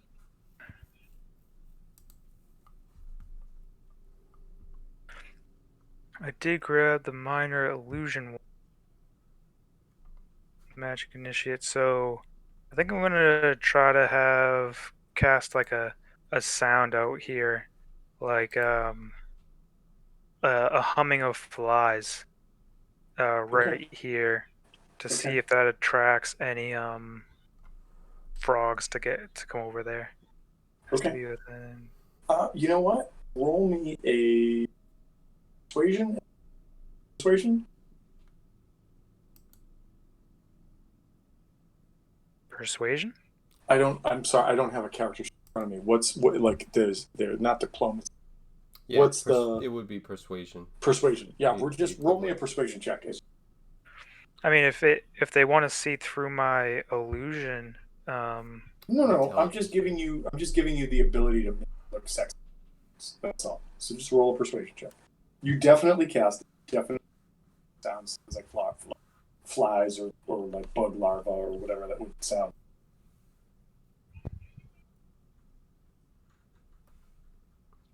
and that's a 15. Okay. All right. Okay. As you cast the spell, it goes out, and this like sound hits that area. It was this like kind of this area right here. Yeah, I wish I could cast it further, but it's right at the end of the bridge Oh, over okay. here. So sort of there, and it's Yeah. a burst, like it's a space kind of thing. Yeah, 30 Okay. feet. So yeah, right at the end of the All bridge. right. So as you do that, this sound like you kind of like you go through sort of like divine motion. You are a paladin. You go through these divine sort of hand rotations and so, and this energy shoots out of your fingertips and sort of invisible mark here. It erupts and there's like this.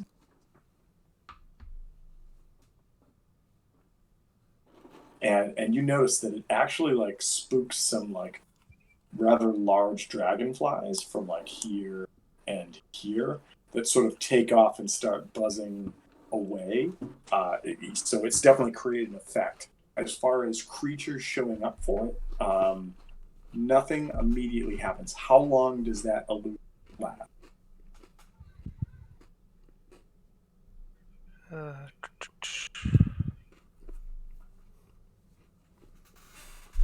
I think it's a minute. Okay, all right. So I can't tell you everything that's happening now, but I will tell you I have taken that into effect. Okay? Okay. All right. Is there anything else you're going to do in your turn? I think that's everything. I'll just move. I moved up to cast it there, so I'll just kind of come back here and try to wait for Reamer to make a move. Okay. And so next up is Elzerin. Elzerin, what are you doing?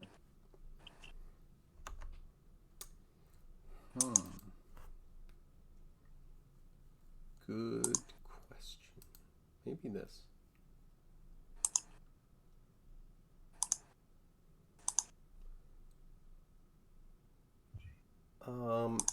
Is there? No, it would be all of that. So, the frogs are just regular beasts, right? You mean like the frogs that you've encountered thus? Yes. Yes. They are. Even the one with the tusks was just a standard, like animal beast kind of thing. Okay. In that case, Uh, I don't know.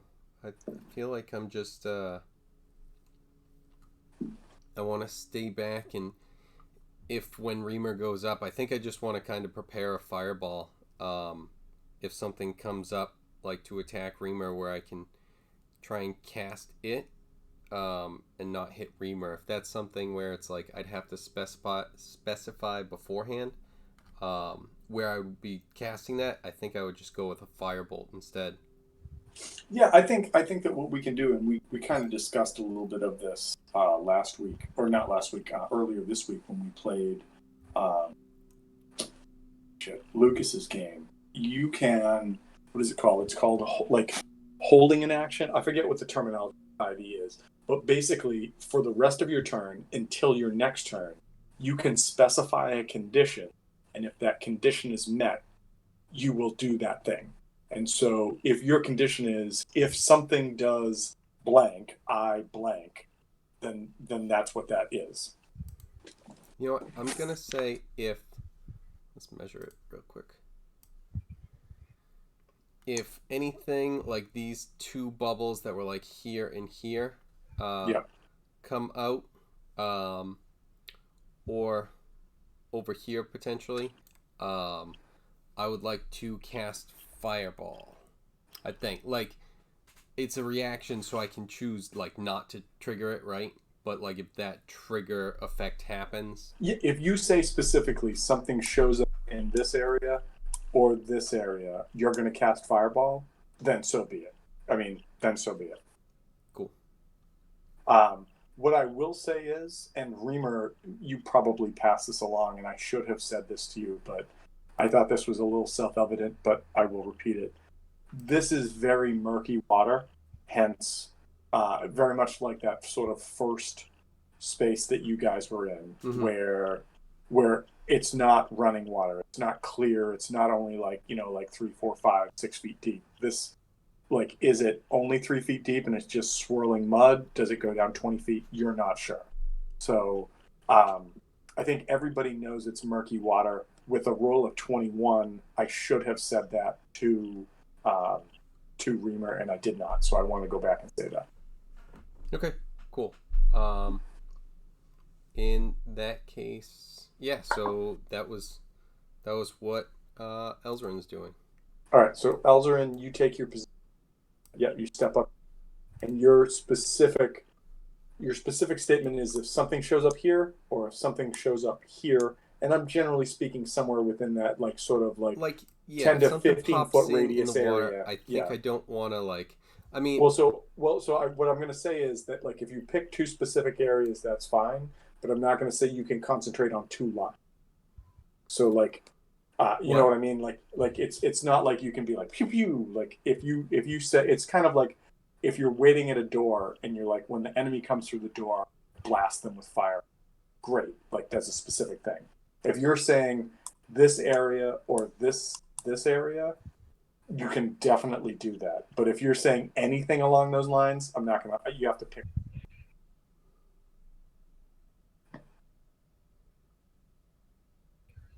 I think that's fair. well, I'm confused. So, what's the restriction?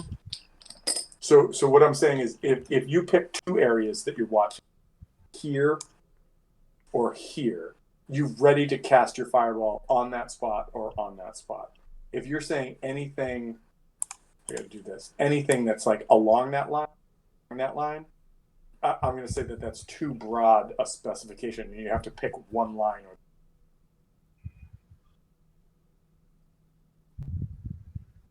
It's kind of like watching two doorways.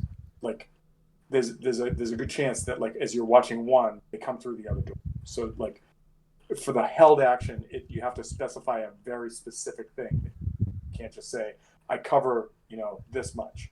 So if you pick two spots, I will give that to you. I'll be like, okay, if something shows up very specifically here in like a 15-foot radius or 20-foot radius, or here in a 15 or 20-foot radius, so be it. But if you're saying anything, you got to pick one of those lines.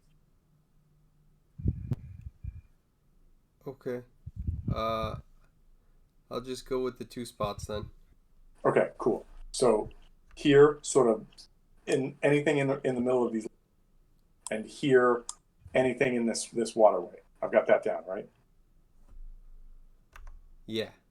Okay, cool. All right. That was Elzarin. It goes to Baller. Baller, what do you?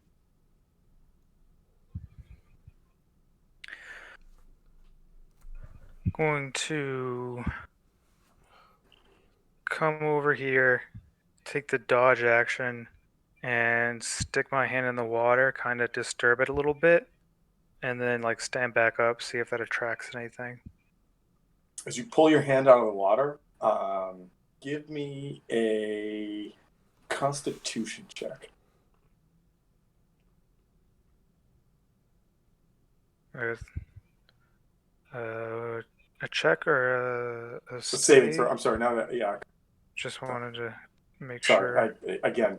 I read too much stuff, so I forget. 24. 24. As you pull your hand out of the water, you feel something nip at like not nip, but sort of like try to suction itself to your fingers. And as you pull your hand up, you see there's like 3 leeches that immediately had like swum towards your hand, swam. I'm gonna say swam. Swam towards your hand. That just sounds. It sounds like I'm making a weird, just rhyme. But you're able to sort of shake your hand, snap up before they're able to do anything, and they just fall back in the water. Gross. But that's all that really happens. Okay. Is there anything else you want to do in your hand? No. Okay. That was Baller. Reamer, you're up. All right. Do I feel that this bridge is constructed well enough to hold my weight? Give me an investigation check. Uh-oh.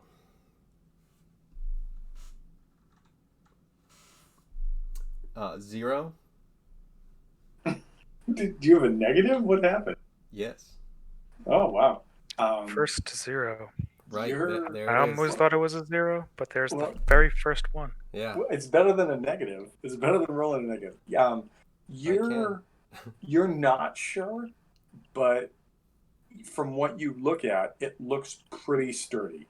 The other thing that you do notice, and I'm going to say this based on the previous perception check, is that it looks like this pathway has been pretty regularly trodden. Like lots of creatures have, like bipedal creatures have walked back and forth, and you get the feeling that this area in the center may have been some sort of like repository, or like maybe you know what, I'll even give it to you. It looks like that central area is where maybe the pickers that the EC had talked about, maybe when they pick stuff up out of the swamp, had brought to dry, or like had brought to like commingle with whatever, to make sure that the mosses were what the moss. You can't see anything like that, but I'm going to everything seeing. That's what you get the feeling of for this particular region. As far as like the steadfastness of these planks, you can tell that they've been regular, and they look secure, but you don't know much more beyond that. All right. So, in that case, he's feeling confident. I do have to say that I just love characters getting paranoid about shit. I love it. I like, as a player, I hate it. As the DM, when someone's like, "Can I walk on this plank?" Roll for it. Yeah, it looks good. And then it just breeds paranoia. I love it. Love it. Yeah, so I'm going to double move to get up here, so that I'm not just standing on the end of the board. Okay, so you move up there. As you get there, you in fact see, like, in the trees, that there are a series of like sort of hempen and vine looking drop downs from lots of the trees in this area that have like other branches tied into them to make hooks, or like a series of racks, and you see things that look similar to the mosses you guys were given when you EC's. And as you notice that, give me an check one more time. Actually, you know what? No, give me a wisdom saving throw.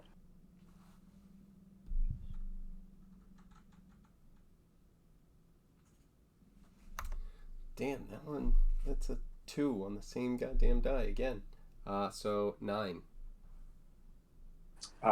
Yeah. So you're looking around and you feel really confident. This must be like an area that they, once the pickers procure stuff that they bring it to kind of like cure, as you were, like almost like you're like tanning a hide, you're curing a piece of meat, or you're letting flowers sort of like wilt as they droop, and this looks like the centralized region for that. As you look around, give me a perception check.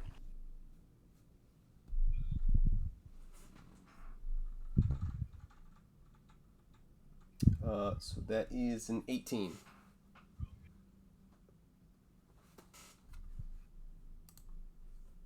18. 18. You see right here what looks like like a torso just sort of laying in the muck and in the water. Like it looks like it's coming out of the water onto the shore, but it's covered in like this sort of like I always thought it was detritus. Other people say detritus, but basically like this sort of swamp muck and leaves that are come upon it. But you see with that roll that what looks like a torso with like an arm reaching out is right there. Like if you hadn't rolled so high, you probably look like just something that washed up. It's not moving, just right there. Okay.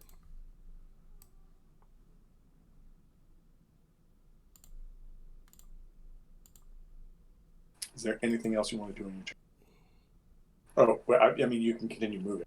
Yeah, You- if you I haven't see used- that, was that there? Yeah, there. Alright, so, yeah, in that case, I have enough. I'll go Right. over to it. As you get closer, I'm not going to make you make any more checks. As you get closer to it, you see, a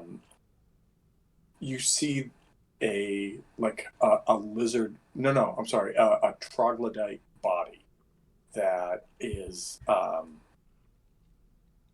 It looks waterlogged, but not like waterlogged. Like so, if a corpse is in water for a long period of time, it starts to bloat. It starts to turn like blue and green.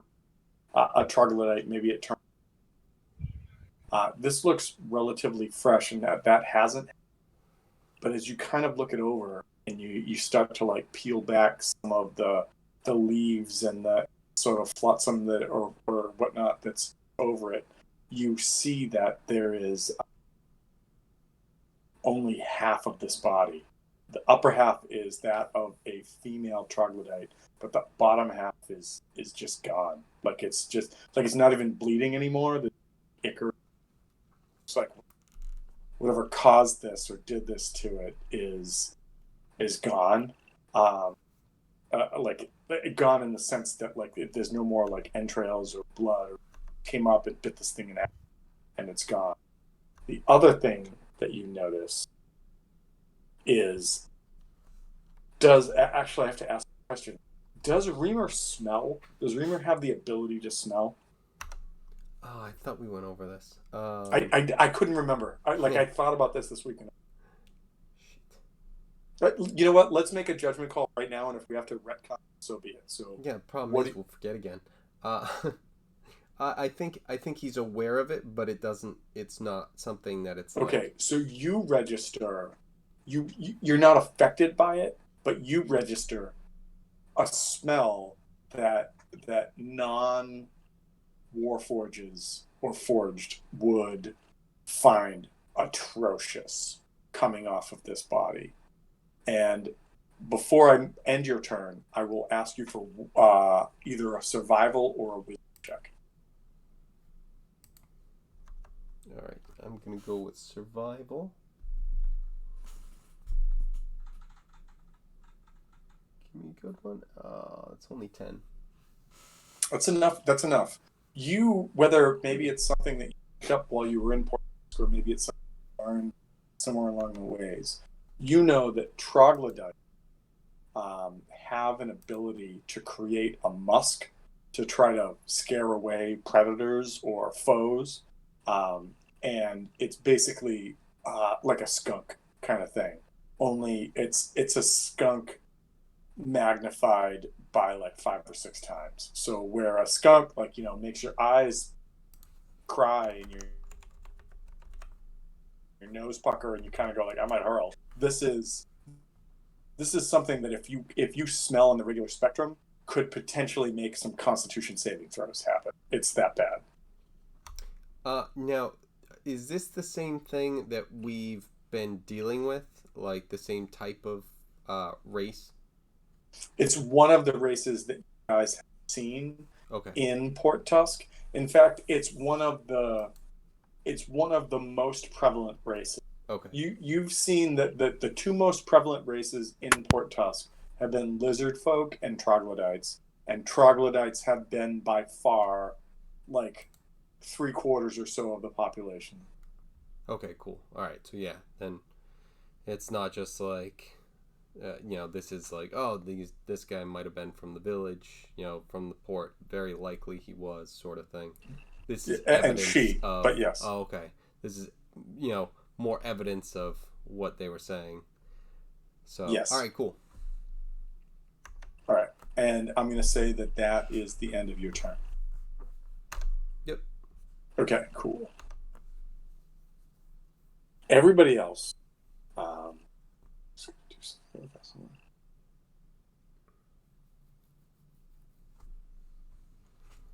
Sweet. Okay. So I need to double check I can do this.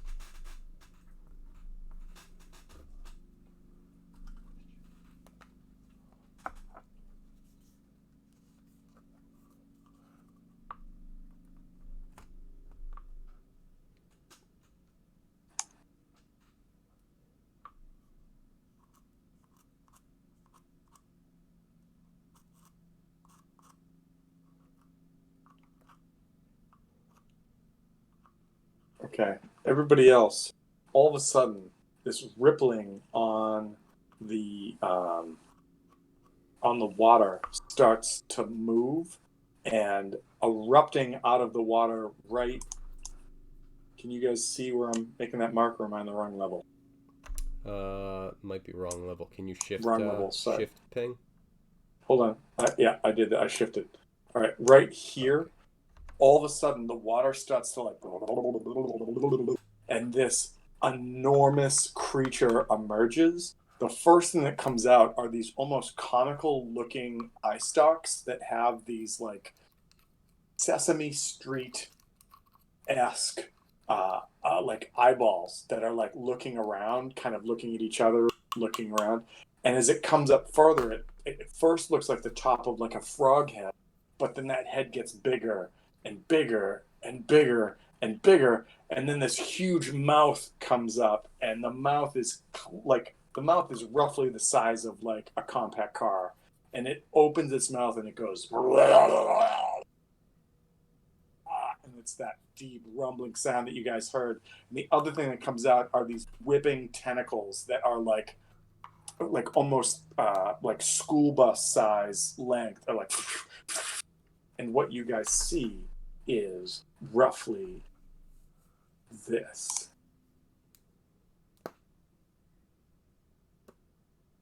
Boom. And as it comes out of the water, the first thing it's going to do is it's going to lash out with, just going to make sure I get this right. Yeah, it's going to lash out 2 of its tentacles, and the first one's going to go at Baller, and the second one's going to go at Seraph. So let's see what we got. Elzarin yells out, "What's the elven word for friend?" Belloc. Exactly. The funny thing is, I had that, and then I'm like, shit. The one who would know the best would be Elzarin. Elzarin says, "What's the word for Oh friend?" wait, I know what it is. Shit, that's Are you guys stupid? I got it, guys. I just okay. So here we go. First tentacle is gonna go against. I have this right? Sorry, I'm sorry, guys. I should have this written down, but I didn't. All right. All right. So the first one is gonna go against Baller. Yeah, it can do it. Rolls. 12, I'm going to assume, does not hit you, Baller, unless some magic has happened. You're not screaming, so I'm going to say okay. Second one. Second one's going to go against Seraph. Wow. Jeez. I'm going to assume a 15 doesn't hit you. Correct? Does not. Okay. All right, and at that point, it lashes these two tentacles at me. It's like whoosh, whoosh, and it does you guys just dodge out of the way. It doesn't do anything. And it opens its mouth, and I'm gonna need Elzarin to make a strength saving throw. All right. Nope.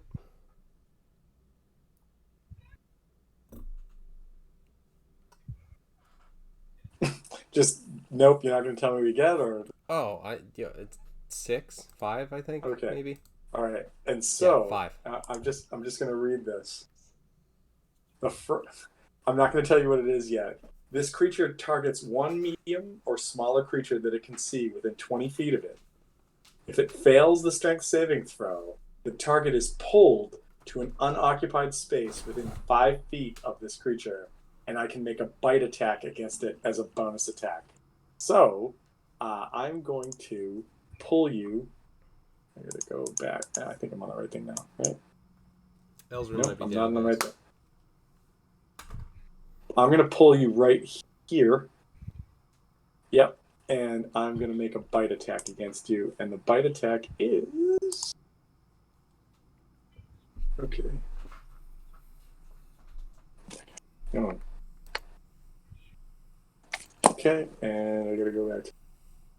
I don't know, I rolled kind of crappy. Oh my god. Oh, Does a 12 hit you? Christ. Almost, but no. I'm sorry. I'm just going to go back.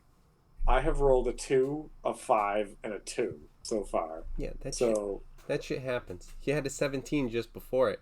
If that had been an attack, you're hitting everyone. All right. So, that being said, this creature emerges out of the water, lashes out with 2 tentacles, misses both times. God damn it. Reaches out with its tongue, pulls Elzarin next to it. Elzarin, you are currently in the water, so on your turn, you're gonna suffer some effects, like as far as shit you're gonna have to do, like tread water, etc. Maybe pull yourself up or whatever you're gonna do. Yep. But that being said, it goes to the top of the order.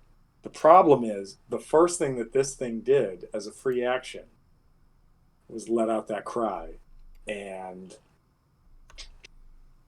some shit's gonna start to show up. Boom. Boom. Boom. At least they're all injured frogs. Yeah, They are not injured, but copied and We paste, so took now them they're down. all red and purple flags. And so I had rolled based upon what TJ had said before, and I gotta make sure I'm the right thing. Okay, this one's 5, 10, 15, 20, 40. It's going to wind up there. 5, 10, 15, 20, 25, 30, 35, 40, and immediately went right into Elzarin's thing because it wants to know what the flies are. This one goes basically makes it to right there, and then this one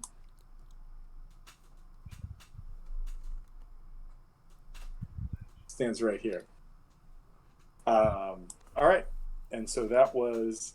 I just want to double check something real fast. Yeah, the frogs do not have, these particular frogs do not have any like lashing tongues or anything like that they can try to get you with. So it goes to Elzarin. Elzarin, what are you doing? Actually, you know what, Elzarin? This one, as it first showed up, if you want to try and take that fireball shot that you had talked about, I know you got sucked out, but you had readied in action. I will allow you to take a shot at the first one that came up there. I'm actually, I think I'm good. Thank you, though. Okay, all right. Then remind me, this one was here, roughly? Yes, actually. Okay, cool. All right. So I need to do something real fast on my paperwork. So I'm thinking.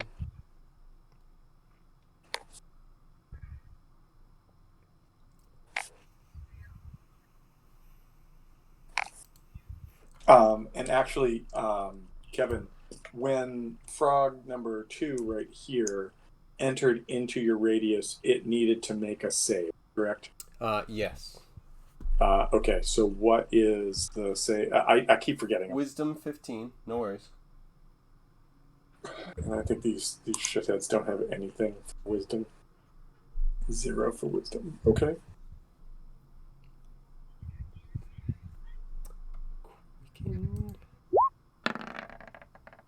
Yes! Alright, half damage. So, then 7 points of damage. 7 points of damage. Alright. Okay. Okay. So that was the frogs. It goes to Elzarin. Elzarin, what are you doing?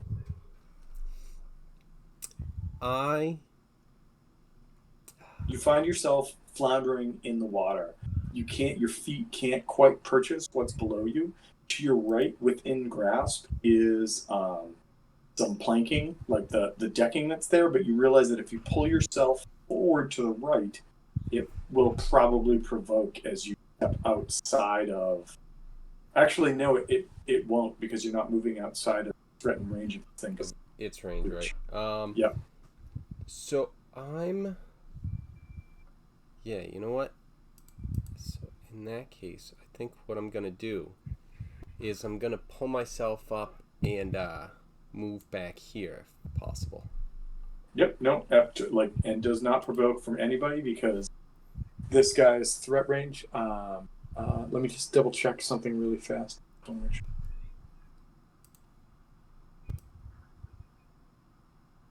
This is weird, but I'm gonna say that because that's what takes the priority, so it does not provoke.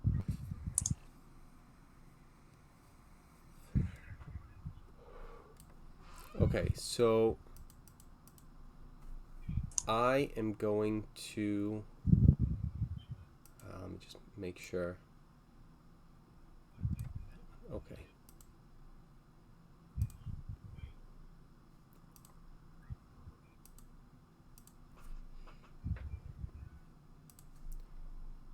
Cast. You know what you're gonna do. Yeah. Jeez. Sorry. I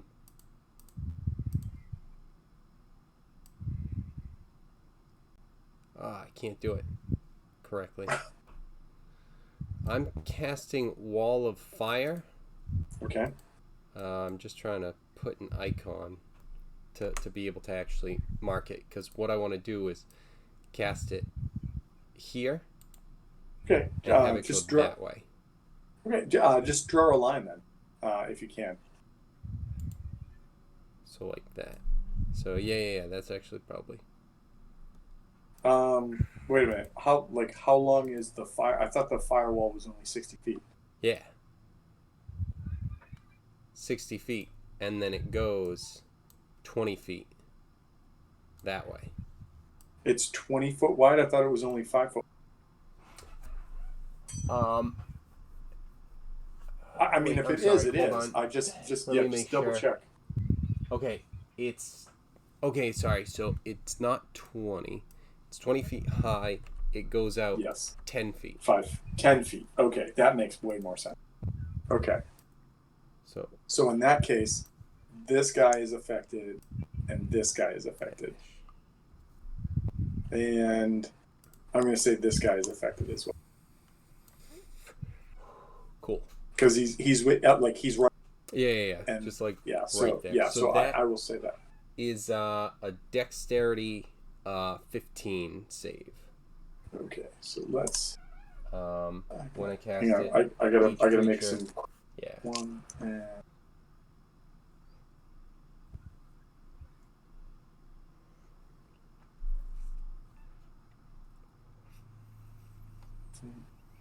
Okay. All right, so I'm gonna give you some dex saves. So this.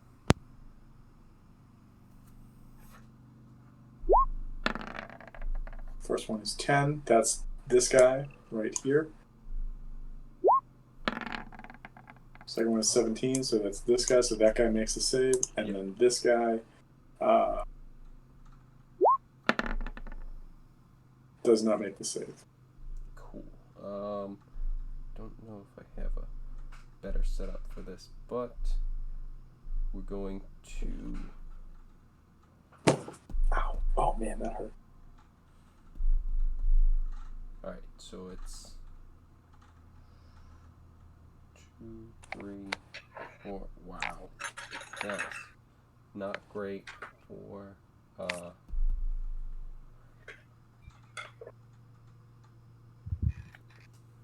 So first, it's only 14 points of damage, and the one that saved only takes 7. Okay.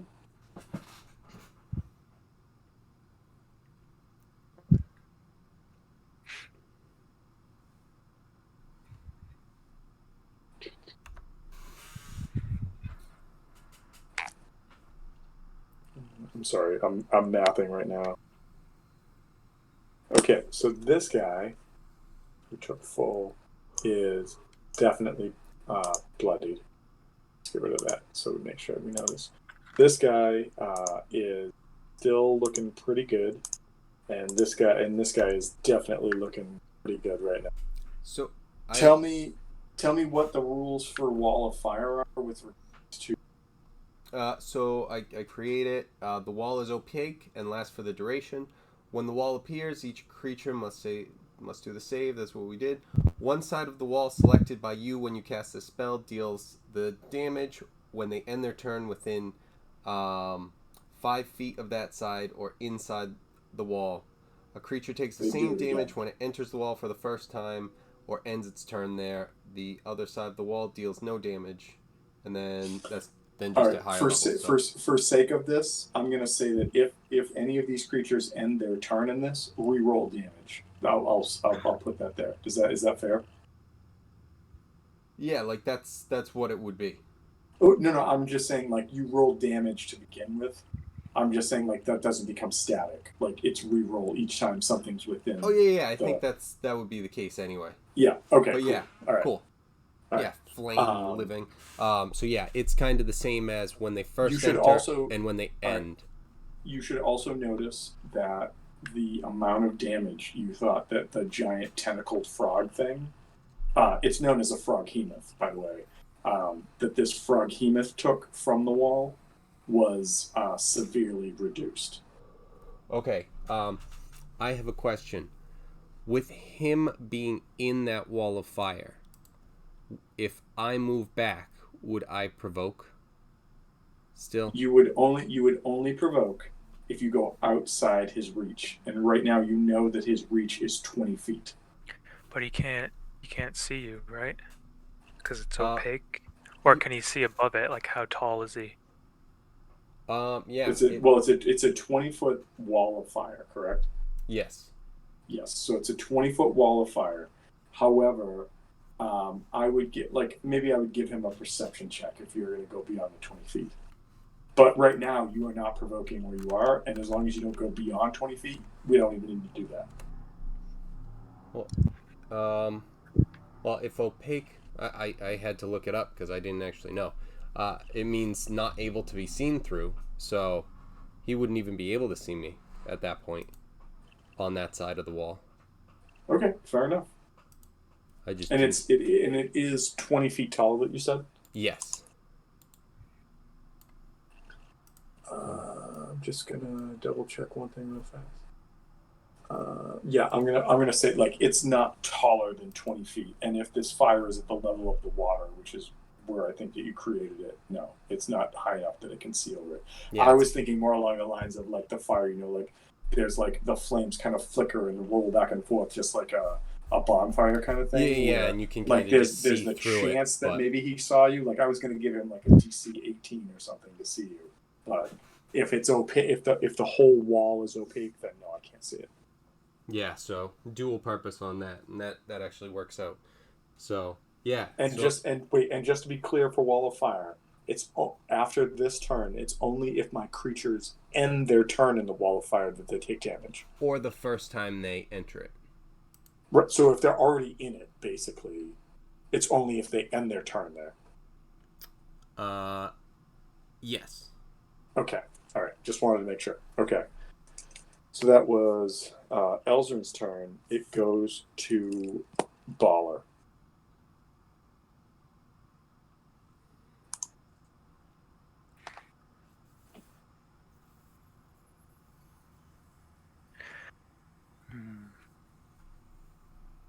That means we can't see where they are, too. Correctamundo. I mean, you could always jump into it and see what happens. I mean, I'm safe on one side, but as soon as I hit that fiery side, it's not going to be fun. So it's going to be burn, baby, burn. I'm going to stay where I am, and I'm thinking I might just move right here, still outside the water, right on the edge, so that if they come toward me, they are still, like, in there.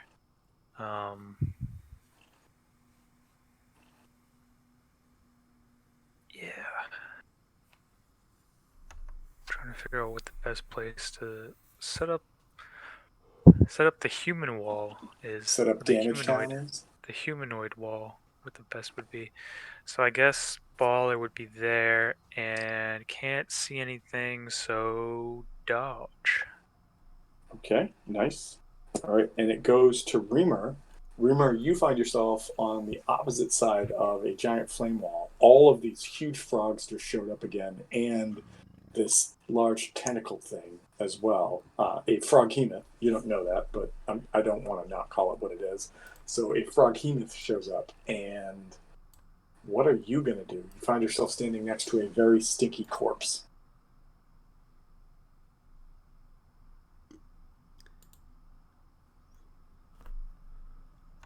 Would this be something that I could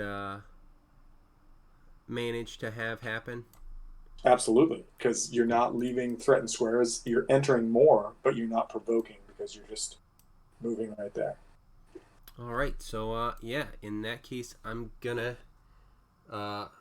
march along the pathway, and that thing's probably so distracted by the flies. I don't know if he kind of got smacked in the head with an anvil and went, "Oh my god, fuck you."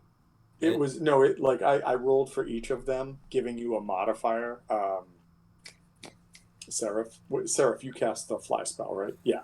That I was just like, who's gonna fall for this? And I set like a DC of 10, and the four of them, 3 of them rolled a 15 or higher, and the last one rolled like a 1. And I was like, yep, that's the one that goes right there. And if they had all rolled less, then they would have all gone to the flies.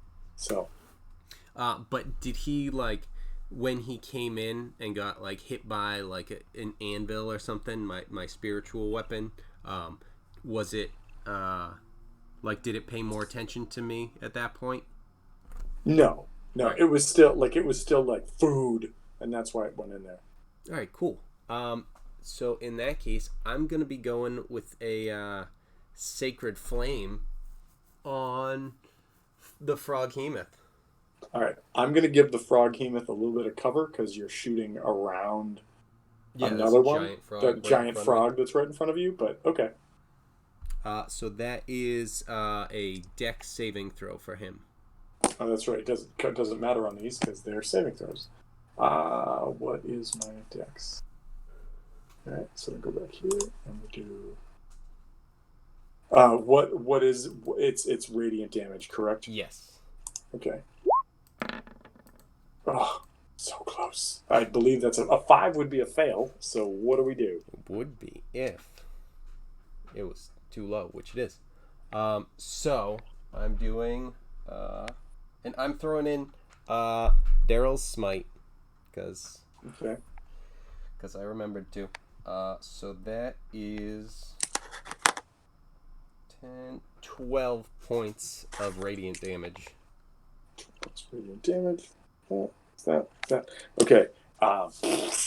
This radiant anvil falls from the sky, hits him on the head. He kind of like, it's a giant frog for all this, that, and whatnots. It doesn't seem that phased by it. You did do damage to it, but it seems it seems like it's still got a ways to go. Yeah. Is there anything else you want to do in your turn? Reamer's just gonna call out and say, "Do not worry, your protector is coming back." Everybody on the other side of the wall just hears a robot go, "Meatbags, I'm coming to save you." Then K9 shows up. I know, just appears from the woods. All right, so that was Reamer's turn. It goes to the Froghemoth, and so the first thing the Froghemoth is going to do is Froghemoth is going to Make a wisdom check. I'm going to do. I kind of painted myself in a picture right here. I'm going to move right here, and 5, 10, Oh, 15, wisdom check, right? Wisdom check. He was in the aura. Oh, wisdom check. You're 100% right. Okay. Actually, you know what? This is the last thing in this round, so we can double check to see if we want to keep going or not. But he's at the end of the initiative order. So, all right. And this is a wisdom check, so I need to double check that. And no wisdom is okay.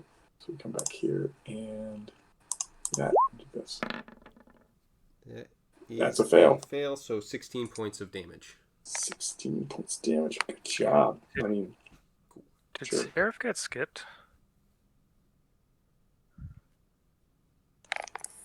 No, Seraph couldn't. Maybe Seraph did get skipped. I'm sorry. Because I was thinking, I'm like, okay, I went with Baller, but Baller scored less. And then I'm like, oh, wait, I haven't acted since the firewall went up. I apologize. So yeah, let's retcon that and put you up there. This the Froghemoth hasn't moved in there yet, but what would you like to do, Seraph? I wanted to activate the what's it called? Radiant Soul or something like that. Yeah, Radiant Soul, which get the flying speed and covered in the radiant energy. Okay. And then, It's standard action. So okay. Yeah, it's an action.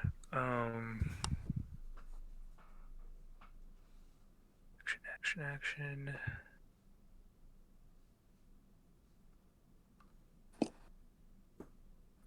Yeah, so that lasts a minute.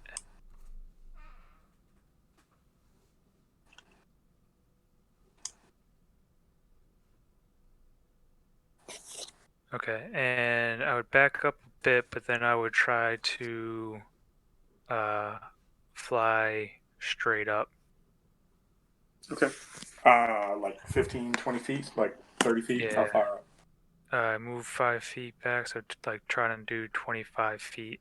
So I'm just trying to go up, but I'm still trying to be out of range. I want to be comfortably enough away from these guys. That's all. Okay, so you feel that you are you feel like when you go up like 30 feet in the air straight up that you've got enough of like a hypotenuse triangle going on that you're just beyond what this thing can do. Cool. That was my action and move. That's everything. Okay.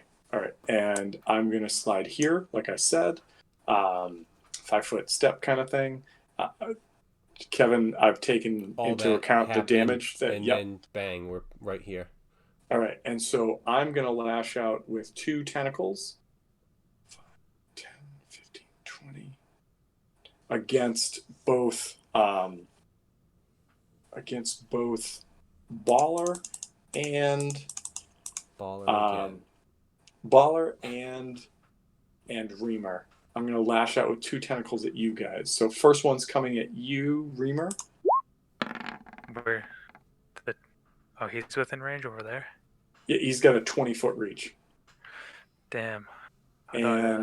But that's definitely a miss. I know. And then the second one against Baller. Can he look in 2 directions? He's got multiple eye stalks that point around at the top of his head. I'm just fucking with you. However, that is a natural 20 against Baller. Disadvantage. I took the dodge action. Oh, you son of a bitch. You tricky son of a bitch. You did. Come on. God damn it. I doubt that your AC is lower than a 16 or lower. It is an 18, so. God damn it. You fucking snot son of a bitch. All right, so he is now going to lash out with his tongue one more time at Elzarin. 5, 10, 15, 20. You are within reach. And so I immediately suck you right next to me, right here, and I'm going to make a bite attack against you. Yeah, fuck. 22. Yeah. Wait, no. What happened? What happened? You got me. Okay, all right. And so I need to look this up because this is fun for me, maybe not for you. All right. Okay, now Elzarin dies, guys. I thought it was going to be a 2 again, but...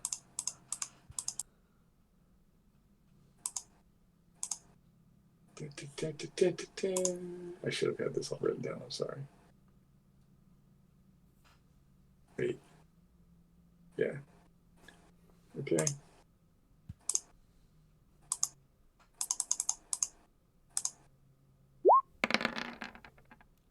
You take 19 points of damage. Okay. And here's the fun stuff.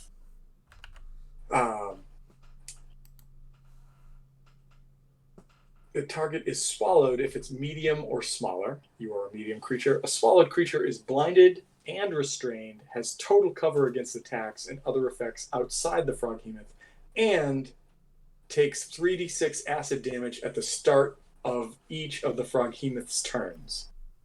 The Froghemoths, I won't get into that. You guys can figure that out from now on. But there is a way to get out of it if you can do enough damage to it. It will throw you up. I will tell you that. But you have now, like, the tongue comes out, rips you next to it, and it swallows you in. That is the end of this round. Round 2. Actually, it's not, because the Froghemoth is now going to go and move 5 feet. 10, 20. And it pops back up, and it's sitting on top of the lily pads up here. It does not provoke from anybody because it never got close enough to them. Elzarin, you are in the frog's belly, and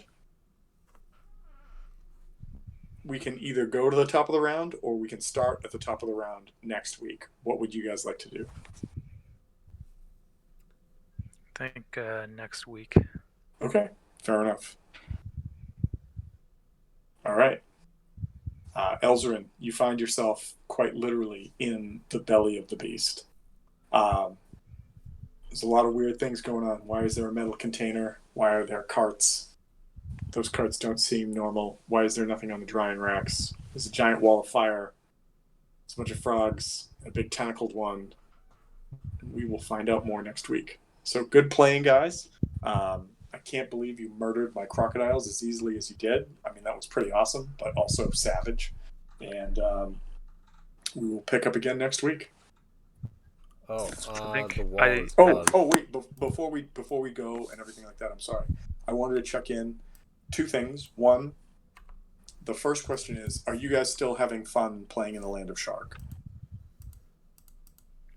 I was excited with when you sent the list of things to do, like having these different jobs open up. It felt like it expanded upon the world. Like I was very happy with that. Um, I know that we haven't really got a taste of it yet. The retribution and the fame. Like Mm-hmm. I know that we haven't dug in deep. I read over the thing that was sent out, and I think it's cool, but I still feel like it doesn't fully replace gold as like an incentive to like pay people to do things for us. I mean, like we could use fame. I know that there's a couple different things that we could use to have them do, but it still doesn't feel like it's like, uh, build me a church or something. Like I'm sure And that could happen, but I don't I want to think that cheapen that's it yeah. by just saying, oh, it just happens I think that because no, no. you're. I feel that that's something that you're building towards, right? Like you've done one thing that's got you some notoriety, but it's going to take multiple things and multiple potential locations of things in order for that to build. So, like I didn't want to give you guys something that was so structured that you're like, oh, we just need to start checking boxes and do whatever. But I wanted to give you options on stuff and things that you could take part in and do because it like behind the curtain there's lots of moving pieces, and so the more things that you guys do, the more that it sort of starts tipping balances for you guys, but starts offsetting balances for the regularly scheduled things that happen in Sharg that maybe you guys are going to upset by being here. Like this is a world that you guys have been brought into that you can maybe like give your deity a foothold into coming back into like instead of like demigodhood into actual deityhood if you can get worshippers. But it doesn't mean that there's not stuff and things here that's not going to get ostracized by doing that you know so cool. All right, I I'm mean, glad to know that. I still don't think like I still don't know if that replaces gold as a reward. I understand not wanting to deal with the system and everything like that. Like, I don't want to come up with an economy and then you guys have too much or something, or it like I get the burden of it, but it's just also another bonus that I feel like this other system doesn't cover. Like I said, I Okay. like this other system even though I haven't seen it, but like having some kind of monetary value, even if we don't get like the amount from like way back, like the mountains and mountains. Like I'm okay with retconning a bunch of stuff, but I just feel like it's an element.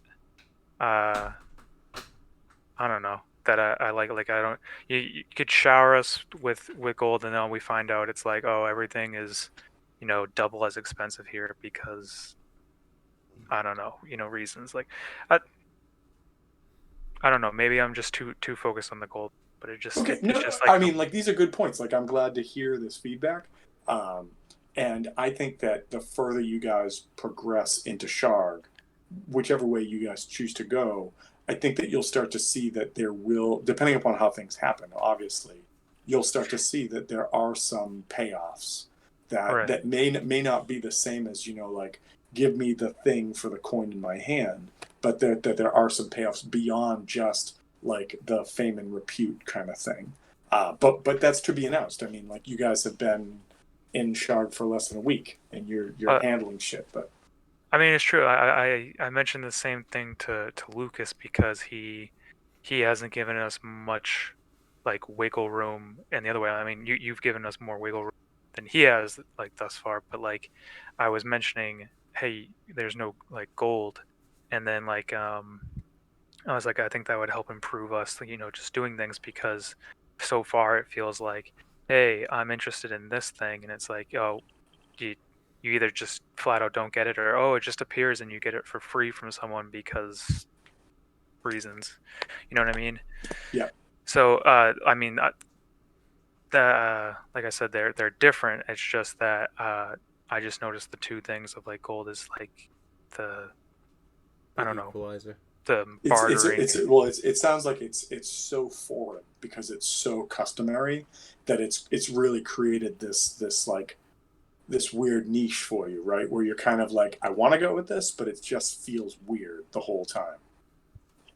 Yeah, I mean, I want to see how the fame and retribution works as well, and then uh, only from the only thing that I'm bringing it up now is just because that's been like my main concern with it, and I know that we haven't, like I said, dove into the fame and reputation, but from what I read from what you sent, I'm not sure if it entirely replaces, other things because just the things that I've read about, and I know that we're all looking at different things when we read the rules and stuff, but like looking at building different places or you know that could still take months, but at least you saved up enough to make just a hideout or not even a church. If you want a cathedral, that's going to take you know fucking thousand 100,000 gold or something. Mm-hmm.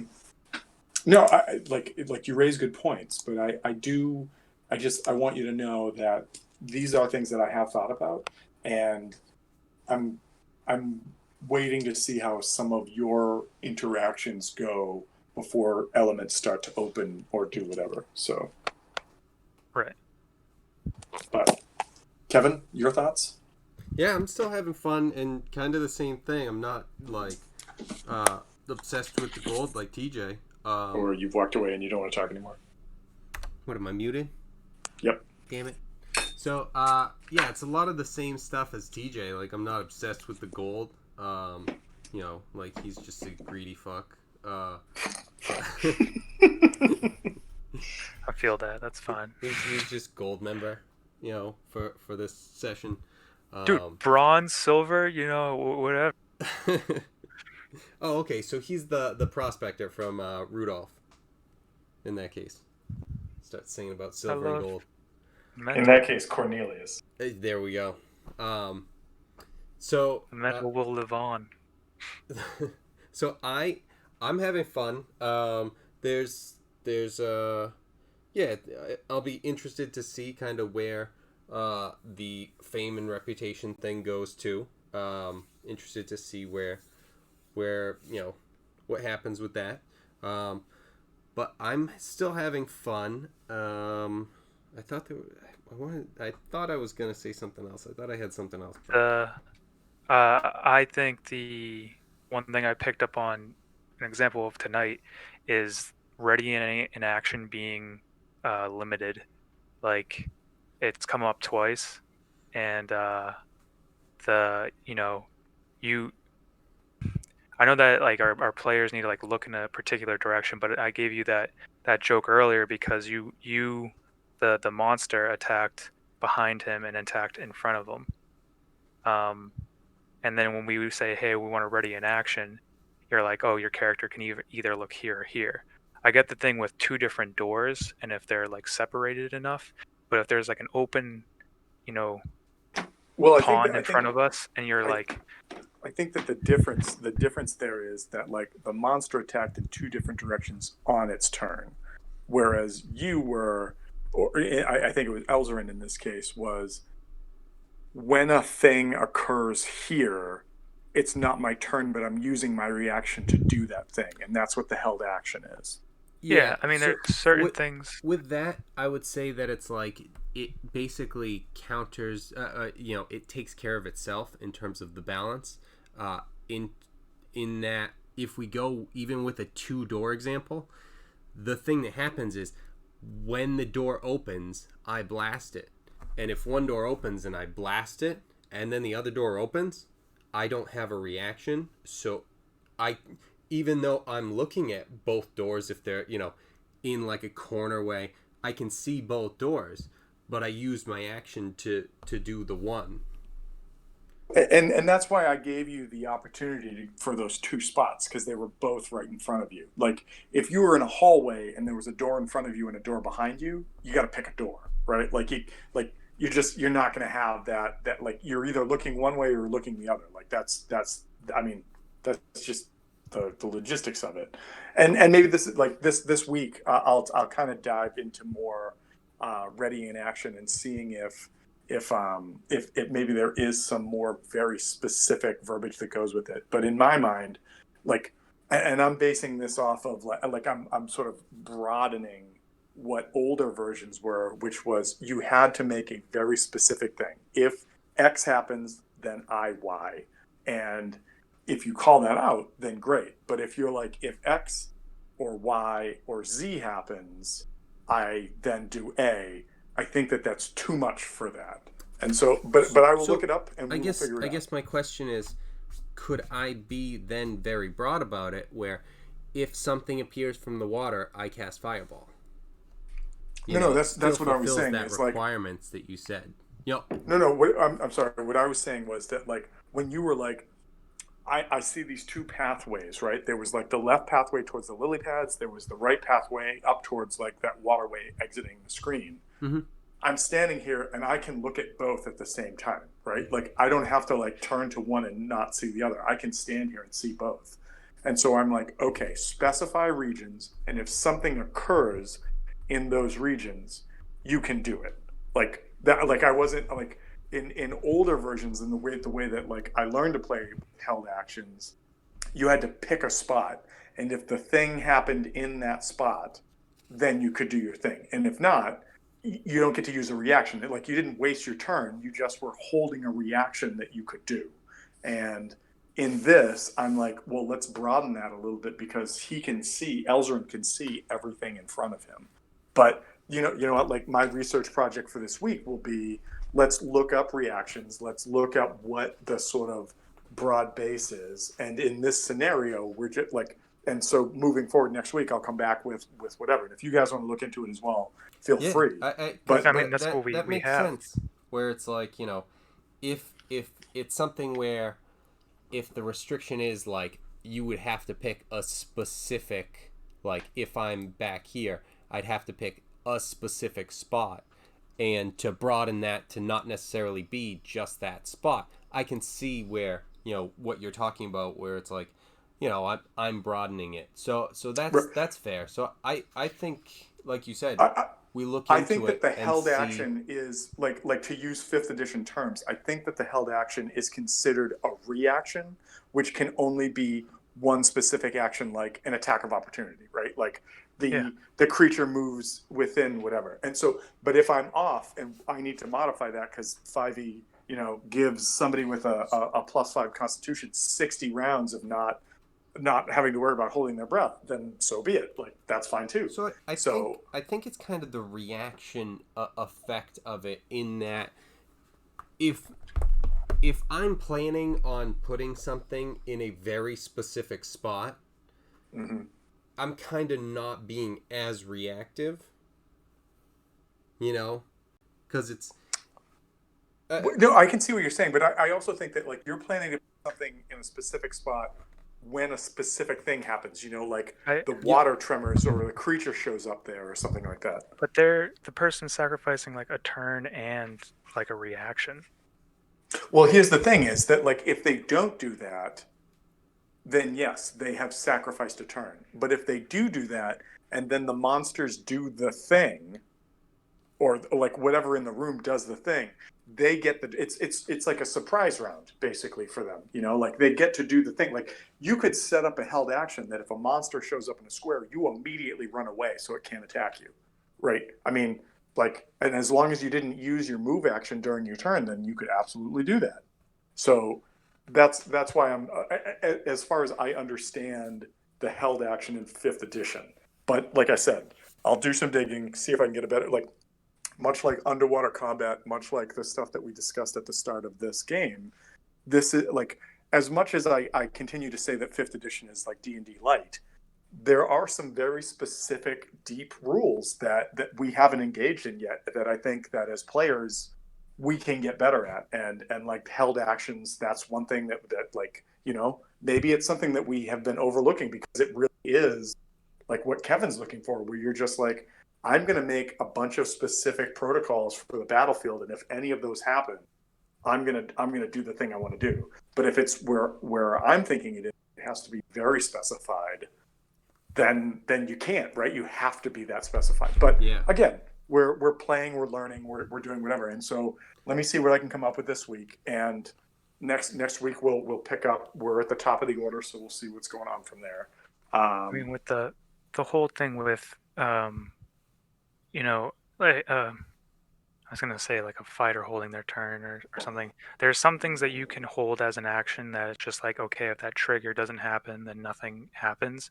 But the one thing that I'm kind of adamant with spellcasters and the whole thing where I was disappointed in Lucas's game is I'm like, I specifically hold an action to cast this, which uses a spell slot, and then I miss the attack or whatever. But sometimes if you ready a spell or something, you still activate it, like the magic is coursing through you, and then like that trigger never happens. That spell goes away, and you mark it off your. I have a question thing, about like that because I was thinking about that, and I don't know because I haven't read about this in 5th edition. I've never played like a hardcore spellcaster in 5th edition. Well, with the exception of like that one game where Lou was playing. What about a concentration check? Like, are you allowed, like if you prepare, like ready in action for a spell, are you allowed, because in other RPGs, if you do that, you're allowed a concentration check to see if you can, concentration, so constitution in 5e, to see if you maintain that spell and don't lose it. So I wonder if there's not a sub rule specifically for that, or if that's not something, and again, this goes back to what we started with, like house rules and stuff like that. Yeah, but that magic does require concentration. Yeah, to be ready to spell must have an action, casting action of one action, and holding onto the spell's magic requires concentration. If the concentration is broken, the spell dissipates without taking effect. And it dissipates and reduces the spell slot because you have cast it, or it just doesn't happen? If you take damage, you're concentrated. It doesn't specify exactly. So TJ, that's your homework assignment. Do some digging through the boards and see if there's a specific reference for that. I'm going to look at held actions this week. All right.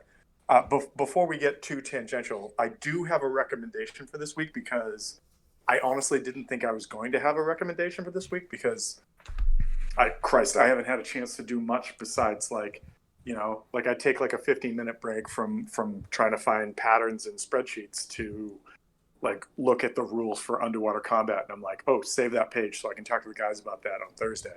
Go back to looking at just sheets. And then I'm like, all right, I got to go outside because my daughter's screaming at me. I have 5 seconds. All right, now we're back. And she doesn't scream. She's 18 months old and yells a lot. And that's what kids do. But I do have a recommendation for this week. Does anybody else have a recommendation? Yes. TJ, how about you? Not really. I actually looked into one of Kevin's, which was Parasite, and Kevin, you were 100% right about the show. It's awesome.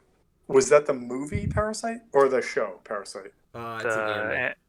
Yeah, it's the anime. Yeah, because there was a movie that just won like Best Picture called Parasite, I think. Yeah, as well. That was I pretty think good. that was like a Korean film, right? Yes. Yeah. Yeah, I heard Did cool anybody ever things play about the it, game? This is totally off topic, but did anybody ever play the game Parasite Eve? I haven't heard of it. So it was like, I think it was a familiar, but PS2 game. So this may be me being an old person, but like that was a great game. Like it was one of those games where like every point you got to it, like a kind of a Resident Evil-esque kind of game, but once you got like, there were so many moments in the game where it just gave you a mini game that was so different than what you have been doing. Like first person shooter. Now you're a sniper and you've got to pick off enough people. Now you're doing like a kart race thing. Now you're doing like a Gotham Dark Knight kind of thing where you got to like fist fight the enemy things coming in.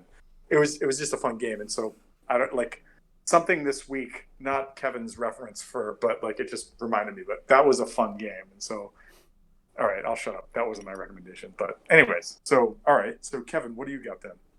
So I'm going off of your thunder from the first week, and I'm gonna recommend a sequel. I just finished the last season of Legend of Korra finally after years. Oh, I just saw that it was on Netflix, and I like so Fridays. Sarah has to go up to Augusta, and I have Tarn by myself. And I'm not gonna lie, like I'm gonna start like we finished Avatar, so I'm gonna start watching Legend of Korra with her. So I like it. I like it. Have you seen that before? So I watched the first season and felt cheated when the first season ended, because You talked about like that. like the makers didn't know that they were going to get funded to do another one, so they rush ordered the end of it. And then when it came back, I watched most of the second season, but it was one of those things where I had only like temporary access to watch it. Like I couldn't Right. watch it That regularly. Like it was just outside the frame of like Netflix or like a Hulu or something like that. So I never really finished it. Like it was interesting, but it was one of those things where I was just sort of like, ah. So I'm excited to finish it because I had a buddy of mine that I worked with that told me good things, and he was like, I really liked it. Like it wasn't as good. Obviously, it wasn't as good as the first season or the first series, but it was good. And so I'm like, okay, I want to watch this. My only concern is my daughter wants to be a fire. Was it Fire Ferrets? Was that the team? yes. Yeah, the Fire Ferret. She's gonna want to be a Fire Ferret, and I'm gonna be like, now I'm gonna have to draw a weird picture of a ferret on fire. Well, Um, it's funny because it's like I'm rewatching it because I had to get caught up on the third season so I could finally watch the fourth season because I was in a similar situation where it was like there are 4 seasons. I thought yes, there were only 3.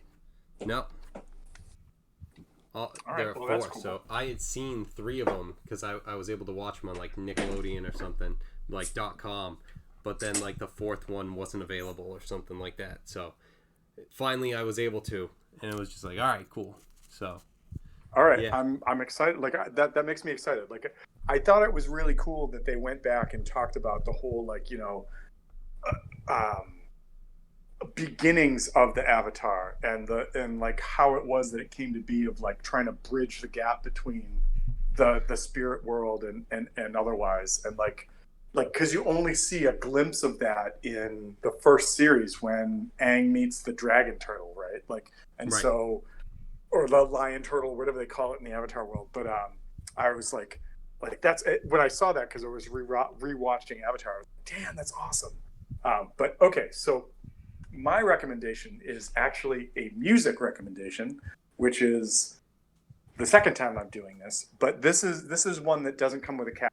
Like the last time, I'm like, yeah, the X's, but only one album because the rest are like building up and then not doing so good. This is something that I just heard today for the first time, and then thanks to Pandora and me saying thumbs up, I like that.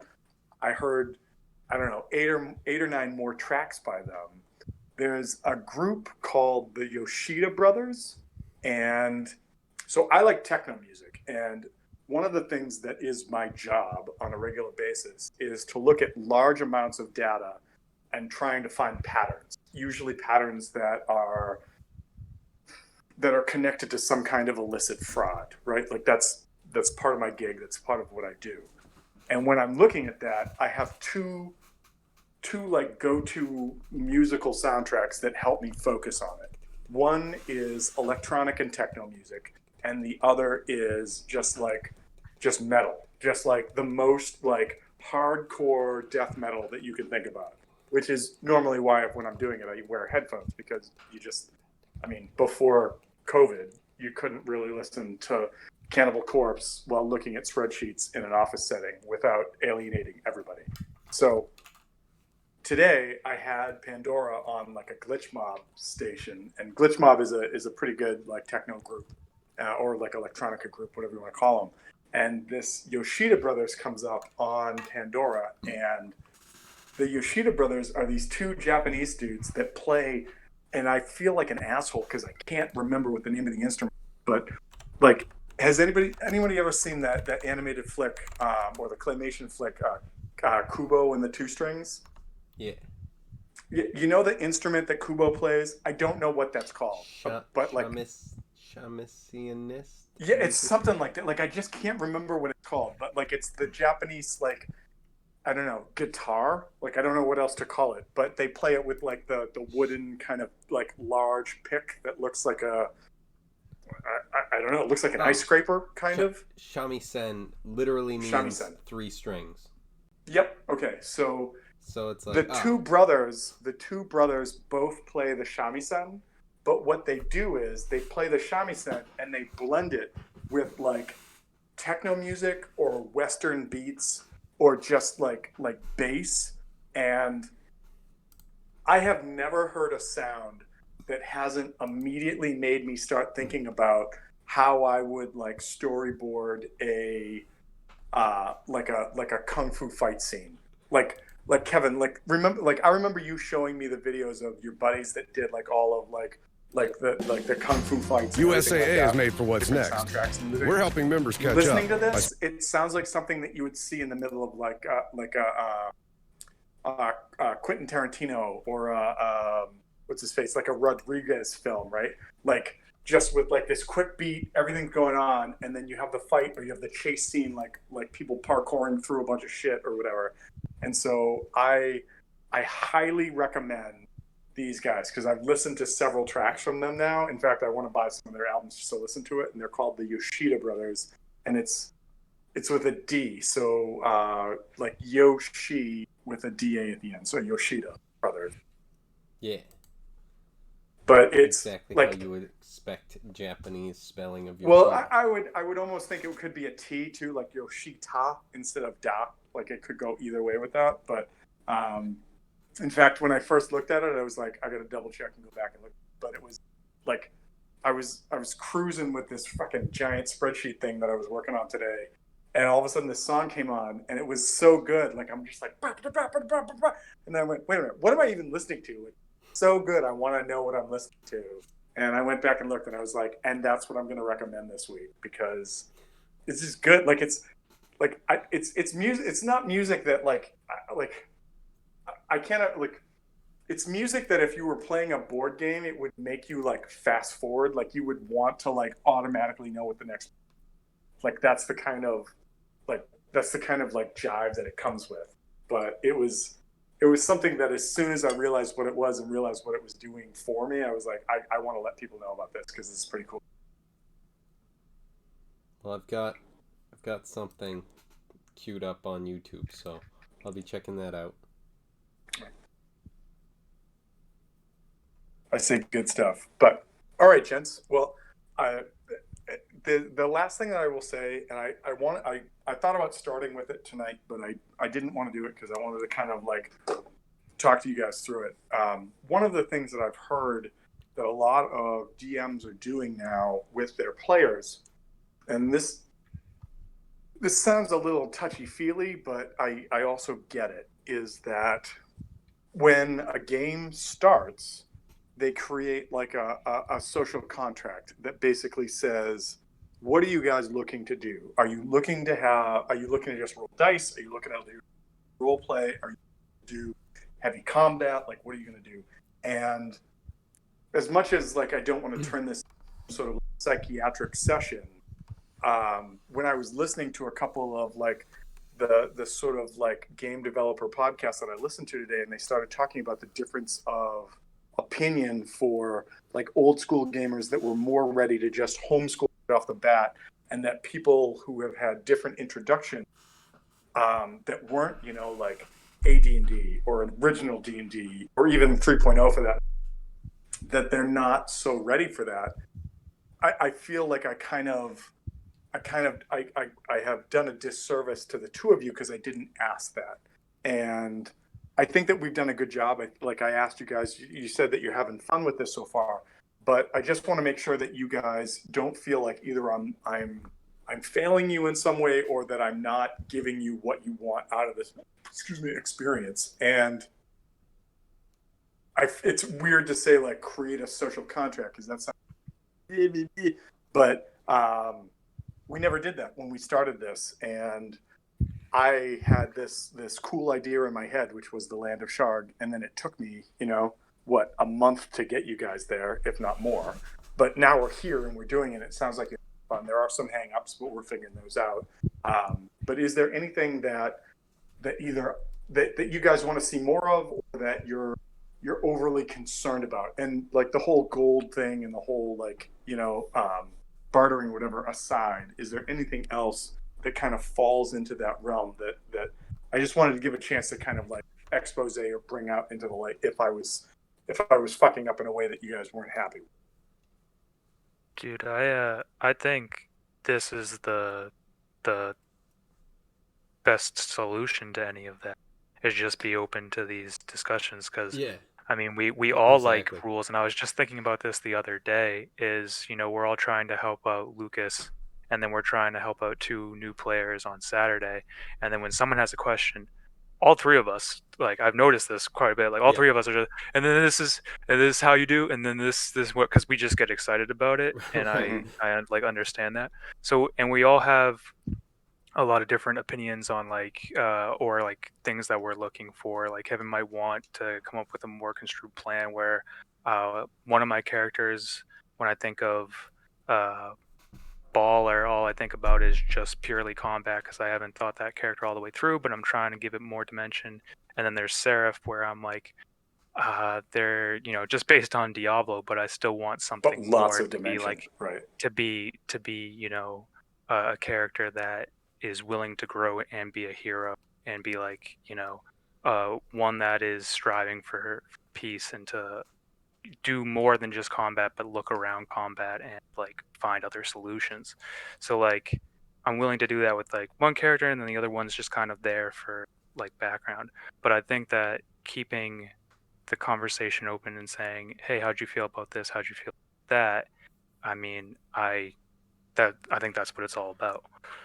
Cool. Like when we first did Astabar, that was everybody learning, right? And then when we did Barovia, there were several moments in that game that I quickly realized that me making decisions just on the fly was creating repercussions that I didn't want to do. Like I didn't want to make you guys feel like I was trying to pigeonhole you or do whatever. And so for this game, specifically because this is the first time that I'm like world creating in the 5th edition, I want you guys to feel like you're fully immersed. I want you guys to have fun.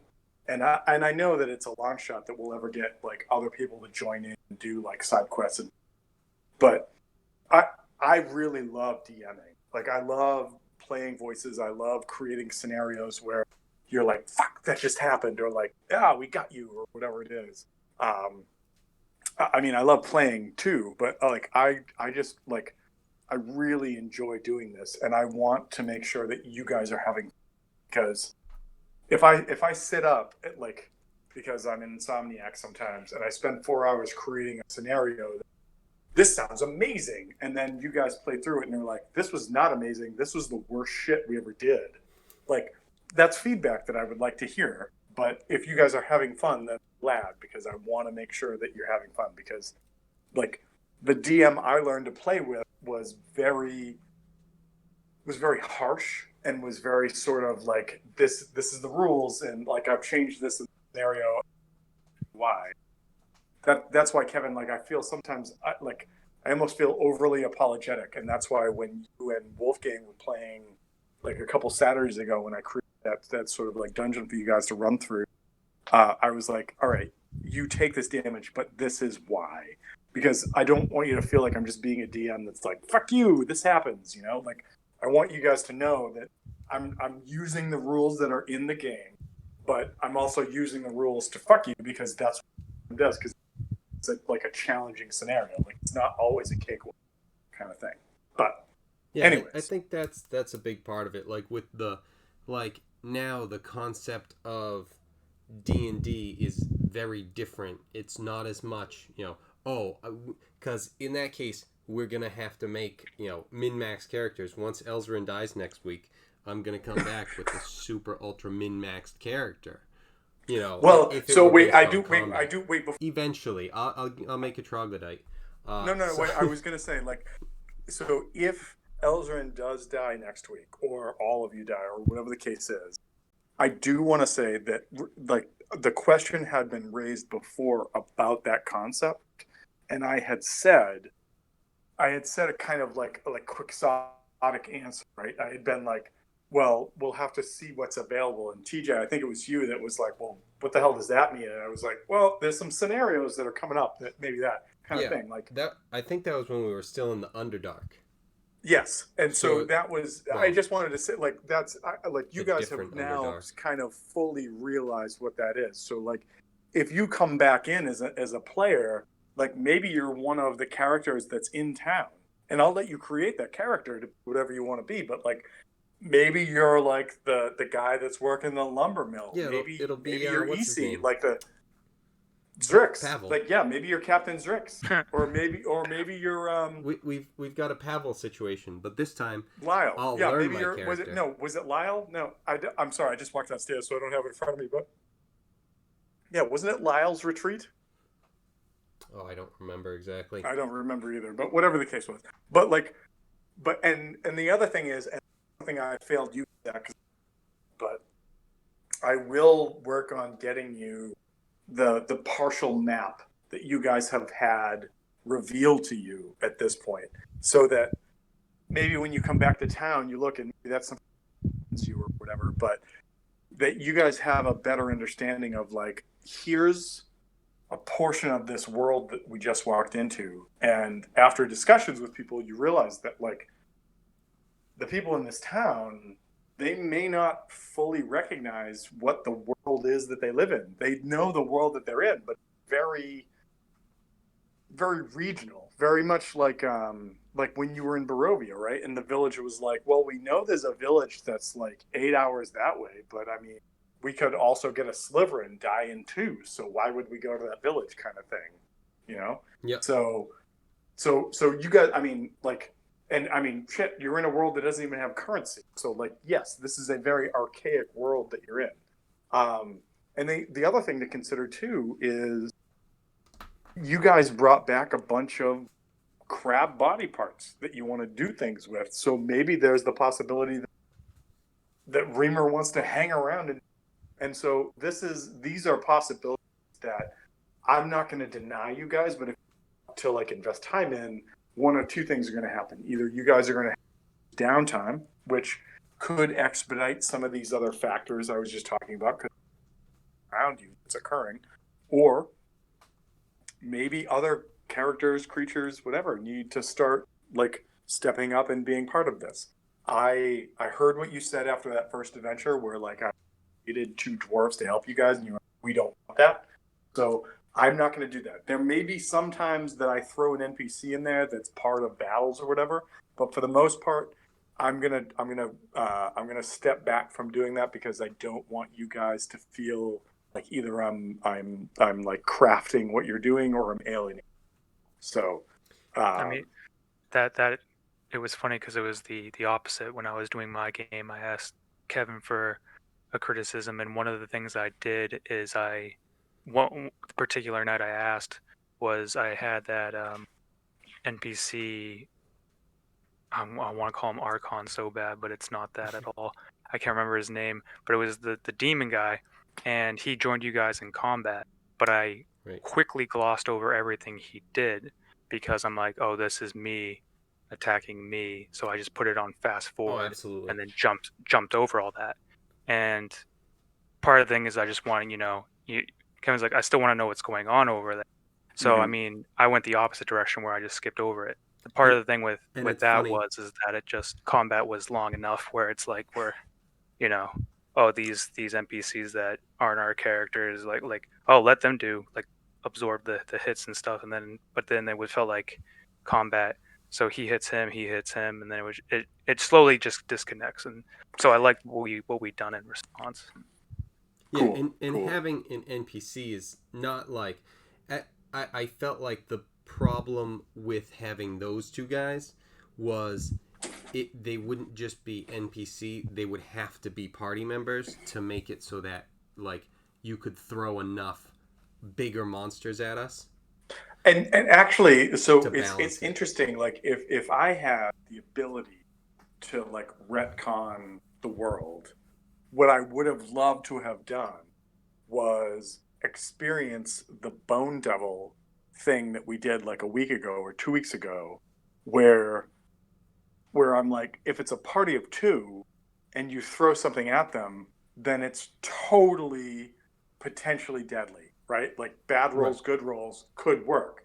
Whereas, like the two CR, like I'm not going to tell you what they were. They were like CR5. The giant crocodiles were like CR5. So two CR5 crocodiles was a deadly encounter for the four of you. And because of the way that it all played out and the reckless attacks hitting and everything like that was next to nothing, right? Yeah, So and that's why so you can't take that stuff serious. no, I know. And so that's like so my options are like this, like as the DM you have some, one is, and like Kevin, this is what like I've seen you doing, is that like a battle is long standing, right? Like your ability to rest between a bunch of bullshit is insignificant at best. And if you can get some, good luck. But if you can't, then you're fucked and you just got to keep moving on to the next thing. But nobody wants to play a game where battles are always multiple stages like that. Right.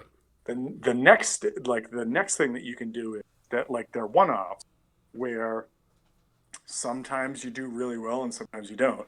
And then the last thing that you can do as the DM is set up like semi unwinnable circumstances. And my thought about that is that like if the characters create a scenario in which that's what happens, then I mean let them do it, right? Like if they're gonna slit their own throats, then let them slit their own throats.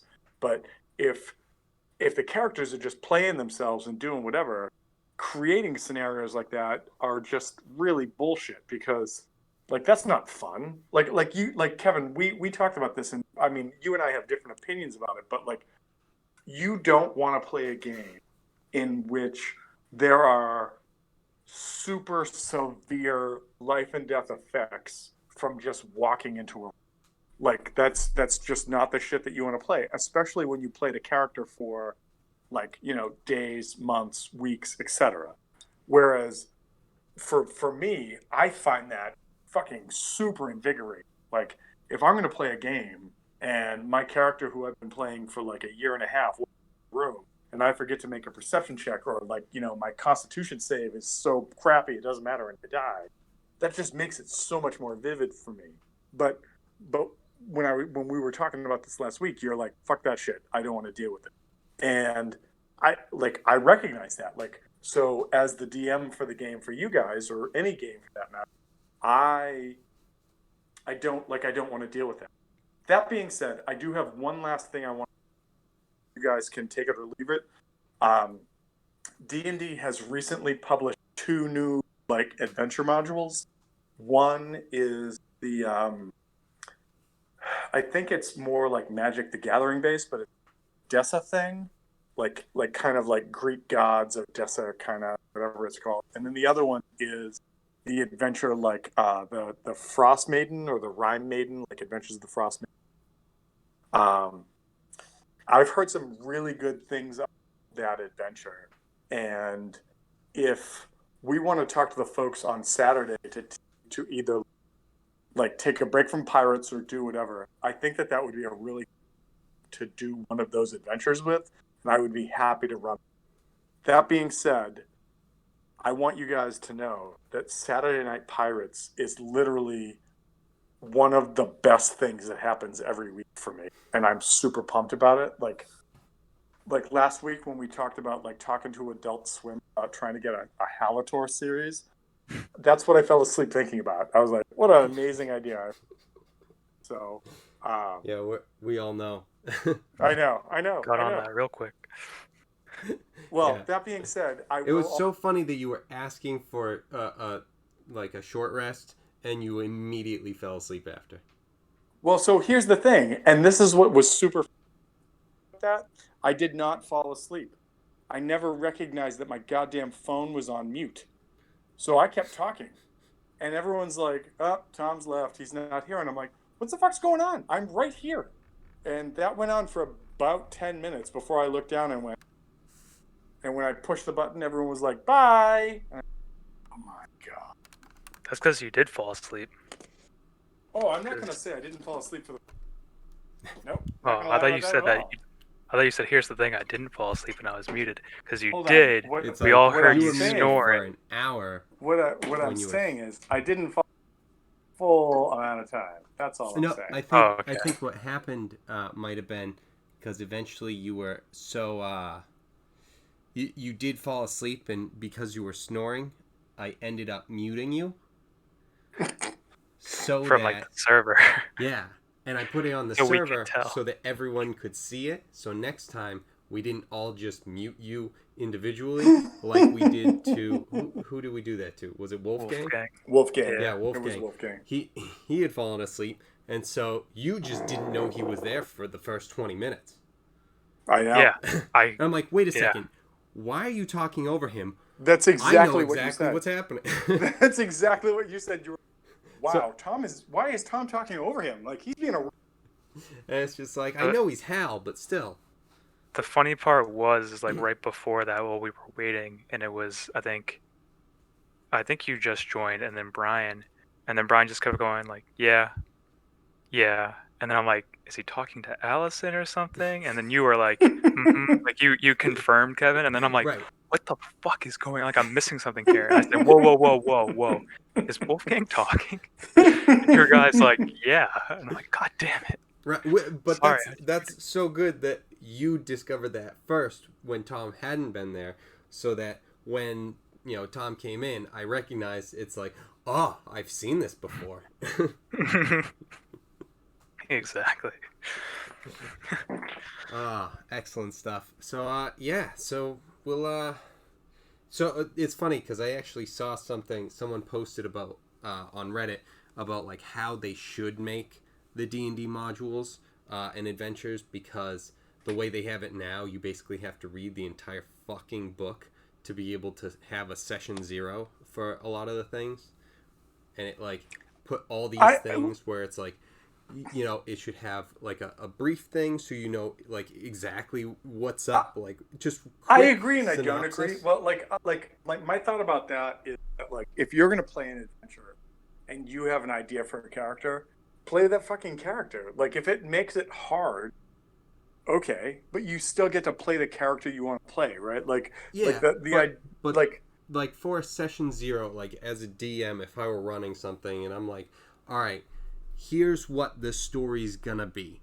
You guys are, whatever, tasked with taking out frost giants, here. Make it something so that it's like you come up with your reason why you're doing this. Here's what is typically going on in the world. Anyone have any questions? What are we thinking? And you can do that if you have a brief synopsis. You can't even start to do that unless you read the whole book of the adventures, like nowadays.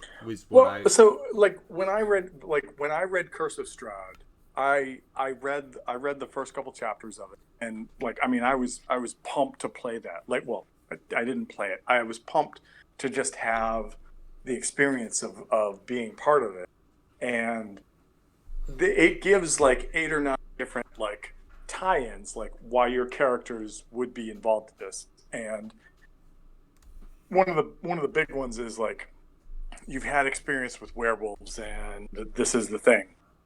And there was a whole thing in the game where you remember the dude that you guys met in the dungeon that was all sweaty, and then like after you guys like had made it so many or whatever, he was like, fuck you, I'm out here, and he just ran.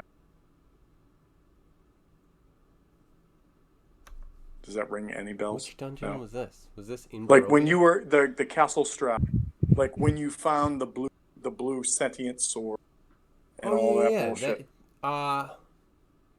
Yeah, because it was the two of us, because it was Balmir and Littlefoot that got separated. We were in that area. Yeah.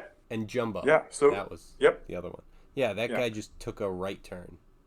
Yeah, so that guy was literally the head of the local werewolf chapter of Barovia, and had done some shit that Strahd was pleased with, so he locked him up inside. So he was just trying to find a way to get him. And like, if you guys had done, play pally pally or do whatever, there's a strong chance that maybe you would have had like a werewolf army to come help with you. But you were like, this guy's a weirdo, and he's like, no, I'm just gonna. And then as soon as like he had a chance to just sort of like duck stage right, he's like out, and you guys were like, well, that's a weirdo, so we'll see you later. So there was stuff in Barovia that you guys never really had a chance to experience or do, but at the same rate, like, that's the point of a sandbox adventure, is that like there's shit you're never going to get to, like no matter how much of a completionist you are, there's always going to be stuff that's just outside your sort of realm of whatever. Like, yeah, of course, but the issue, and the person actually wrote about some things with Strahd too, is like all of the checks that it makes. It was saying that it's just like it always calls for perception checks. There are like 60 plus perception checks called for in Strahd, even though sometimes it's clearly a situation where an investigation is should be asked should for. be called for. And like some of them like didn't have any calls for like a check at all. And it's like, dude, over an entire adventure that big, you should have those things spread out across the board, so that way it's interesting, and you make it so that religion matters, history matters. You know, if you never it matter, then fucking just take it out of the game. No, fair enough. I will say though that, and I think I said this, maybe not in this game, but like when we're playing another game or whatever, I do want to say that I'm happy that we had a chance to play that game. Like, not because I think that the world kind of like becoming the more equalistic or like more like homogenous with like just accepting lots and lots of people and stuff and things. I just like, if you read Bram Stoker's Dracula had gypsies for him, right? So when you play a fucking D&D game that have gypsies working for them, don't take that out of the game. Like, that's not racist. That's literally like you're just working off of the canon that's there. I'm not saying we should call people gypsies to be jerks, but gypsies are a thing. In fact, gypsies recognize themselves as gypsies. So why are it just like all of the recent Wizard of the Coast like sort of like racial equality adjustments. I'm glad that we had a chance to Strahd stuff and things had a chance to happen. Not because I'm a racist, because I think that it just makes better sense. Like, you guys come to the Vistani. They're a happy people with moderate wealth. Like, that doesn't make sense. There's some article that was written that said D&D fans make a move to get rid of race from the game. And then I was like, what? And then like the top comment was like quotation mark fans. Like, what are you fucking talking about? It's like, it's such a minor thing. And there's like, we want, that people are asking like for more races all the time. They just added 2 new races and they're like, can we have more? Can we have different customizable things? Like, you can just remove all of this. Exactly. And then they're saying people are like literally being like, orcs and drow are people too. And it's like, yeah. But like, that was one of the things that blew my mind. The 5th edition was opening up the player's handbook, and it's like, do you want to be a drow? You can be a drow. I was like, no, you can't. Are you kidding me? Because like in other editions, to be a drow, you were like, so in other editions, you had something called ECL, which was estimated character level.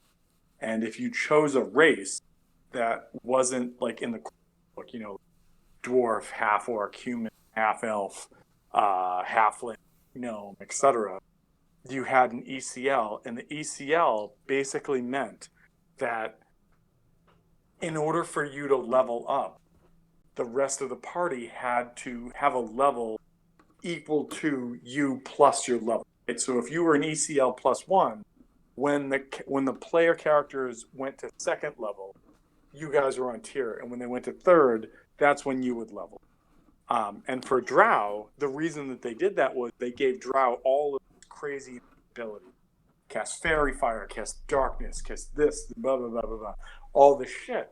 And so I opened up, like, was it 2 Christmases ago? Because that's when I got the books, and that's when we did Astabar shortly thereafter. I opened it up, and it's like, Elf, do you want to be a drow? You can be a drow. And I was like, what the fuck is happening in this world? This doesn't make sense. So what you said is you can play a drow in other editions. They just did a shitty job balancing them, and then this time maybe they still did. Actually, that's not true at all. Like, think about playing a character at first level that has access to like 3rd level spells. Right. That's what the ECL was. Right. So like I said, they did a shitty job balancing it at first, and then I disagree. eventually you catch up with the balance of the level. Yeah, I disagree with that assessment. But if that's what you want to say, well, if you're more powerful than the other people who are your level, that's not balanced. Well, but here's the thing is, That's but in order for, like, but you don't balanced. gain another level until Right. everybody catches up. And to then it. it catches up with the balance, but you start off with an advantage. I think, You know, Tom, are you saying that like you needed to be a certain level before you could pick drow? You can't start at drow at level 1? No, you could. In other editions? It just meant that, like, so you would start out at level 1 with like all of these innate abilities, and then you wouldn't get anything until everybody caught up to you. So think of it this way: like, in order for you to get level 2 as a drow, whether you a rogue, everyone ranger, has to be level 3. fighter, you have to wait for everybody to get to, basically, yes. And so what was really crazy was there were races that were ECL level 4, but that meant that when you started the game, you had shit that literally meant you were on par with everybody else right up until they got to level 4. And then when they get hit level 4, they were outdoing you. And then when they went to level 5, you were whoop, and you would go. And so that was one of the ways that they dealt with. That's weird. Like racial ability. Yeah, well, it's weird. Well, and so with first this, of all, they just it's weird because we're not used to dealing with it. But yes, like, I mean, it's whatever. You're a team Just at get that that point. ability later. But you get. I mean, that's like saying now that it wouldn't be unbalanced if the rogue got like a bunch of his 3rd level stuff at 1st level. It's like, no, that would be unbalanced if he got his stuff earlier. It's like, but then you have to wait until 4th level to get more stuff. It's like, yeah, but I get my 3rd level stuff immediately. I'll take it. well, that's just it. Right? Like, Take it. so your options as a player character. Let me play this character, and if he survives long, great. But if he doesn't survive long, okay. But I got to be super powered for a couple rounds, and that was what ECL basically. Like ECL +1 wasn't bad because, like, in the long and the short of it, because 3rd edition specifically was all about numbers. Like, it wasn't that there were no like what's the word? There were no metrics for, like, you do so many events. It was all about this, right? If you didn't get enough experience points, you never moved up. And one of the things that factored into the amount of experience points you got was your ECL level. So, like, if everybody got 400 points and your ECL was 1, you only got 300 points. So it all kind of factored into it to make. But it also gave people the ability to go and, be shit that was beyond themselves. Like there was no half dragon class or not race in 3rd edition, but you could potentially take that as like an additional add-on, but it added estimate your ECL effectively. But anyways, and this is all a bunch of bullshit that we can talk about Right. in hours because face it, first of all, it's fun, and second of all, I am so glad that I get a chance to just have ridiculous, dumb conversations with this, because when I talk to my daughter about this, she just looks at me and goes, I don't know what you're talking about. And when I talk to my wife about this, she looks at me and goes, I don't stop. I don't want to talk about this anymore. So it's most appreciated. That's all I'm saying. You're just trying to have her level up quicker as a DM. You're like, here's my experience, my child. There's a part of me just like, Come on, you're wasting all your if my downtime. wife came to me one like, Tom, I need you to immediately roll a character because you just came up with a scenario. I would probably immediately, I'd just be like, so I'm dead. But what I do appreciate is that before my daughter was hoping that she gets, I can start doing this, was that I would run like random games for my family. And so not my mom and dad. My mom and dad, Kevin, you've met them. They just, this isn't their shtick. But I've gotten like my brother-in-law and my mother-in-law and to play like random 5th edition games. Like Kevin, the game that we played, or actually Kevin, you played it and then we played it again with TJ. That whole, was it like the Winter Beer Fest or what it was? Yeah. Yeah, I played that with my mother-in-law partner, my brother-in-law, and my wife. And it was amazing. Like, I made the cart driver, as you guys did. I made the cart driver hit on. It was like, this is gross. I don't want to talk to you. Stop talking to me. So, like, and then my brother-in-law, I'm a rogue, cartwheel, and just cartwheeled up. And, like, throughout the whole adventure, he would show up periodically. You cartwheel in. And it was the whole, like, shit. What was Daryl's character's name? Pavel. It was just Pavel again. Right. That's the like, I would give him, like, a round, and I'm like, you wheel out because you want to die. And then he's like, well, what do I do? I'm like, just wait. You'll come back again. And it was just a lot of fun. And then I ran a Cthulhu. Actually, I've run a couple of Cthulhu games for them. The first Cthulhu game I finished playing at Gritty's. Kevin, you know where Gritty's is because you've come up and you've seen it. And I scared the shit out of them.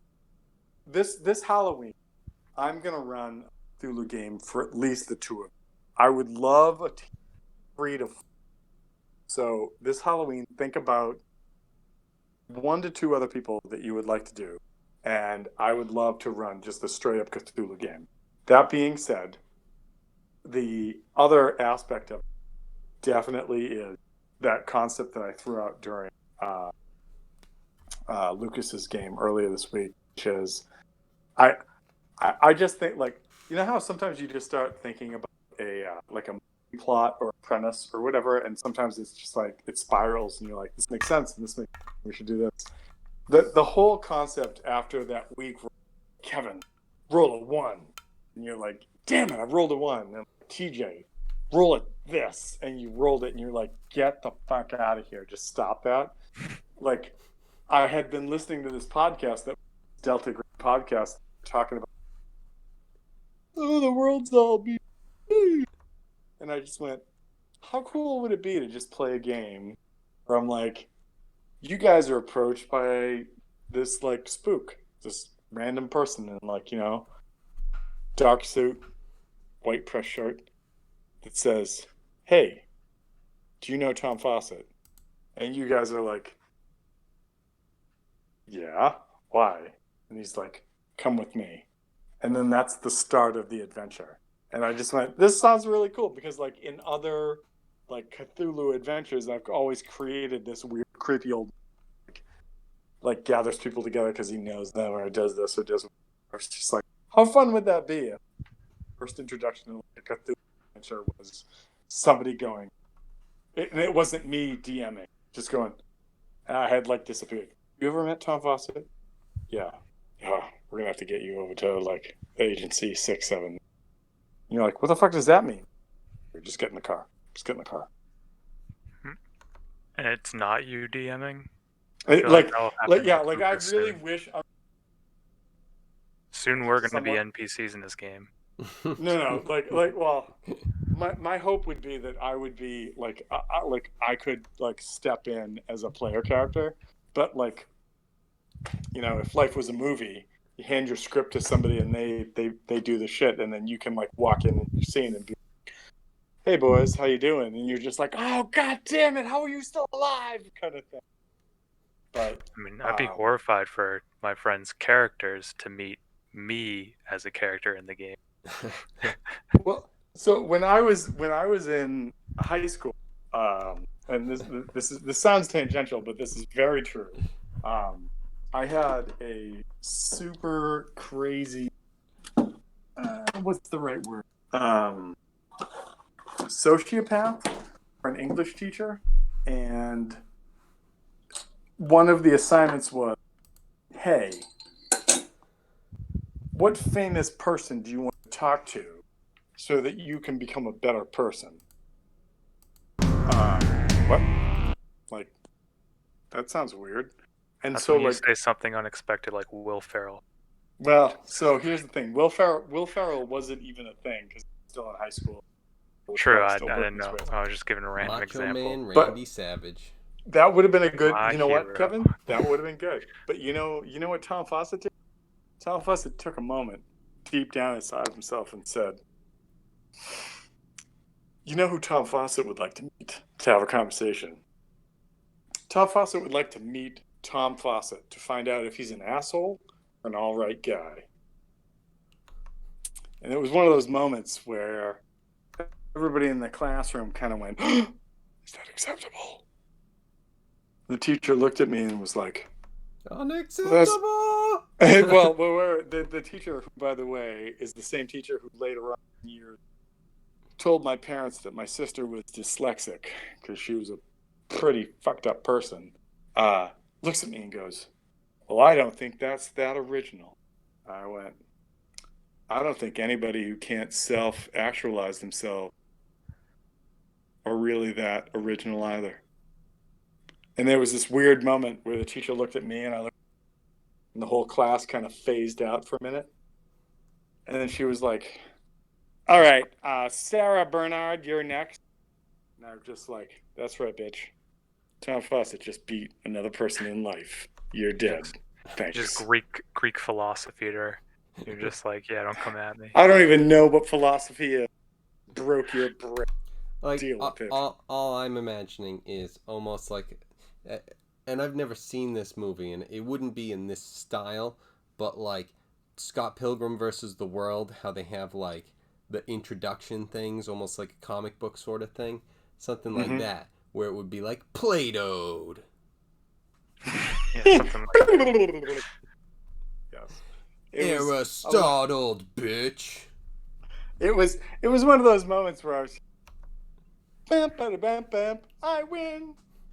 However, she did have her last laugh because one of her other techniques, which was less than amazing, we had to write a paper, and she goes, I'm not grading these papers. Before I grade these papers, I want you to bring these papers to the smartest person you know and have them proofread it. And so that's a teacher that's just tired of getting angry when grading papers. hold on. Well, first of all, this teacher wasn't, and second of all, probably.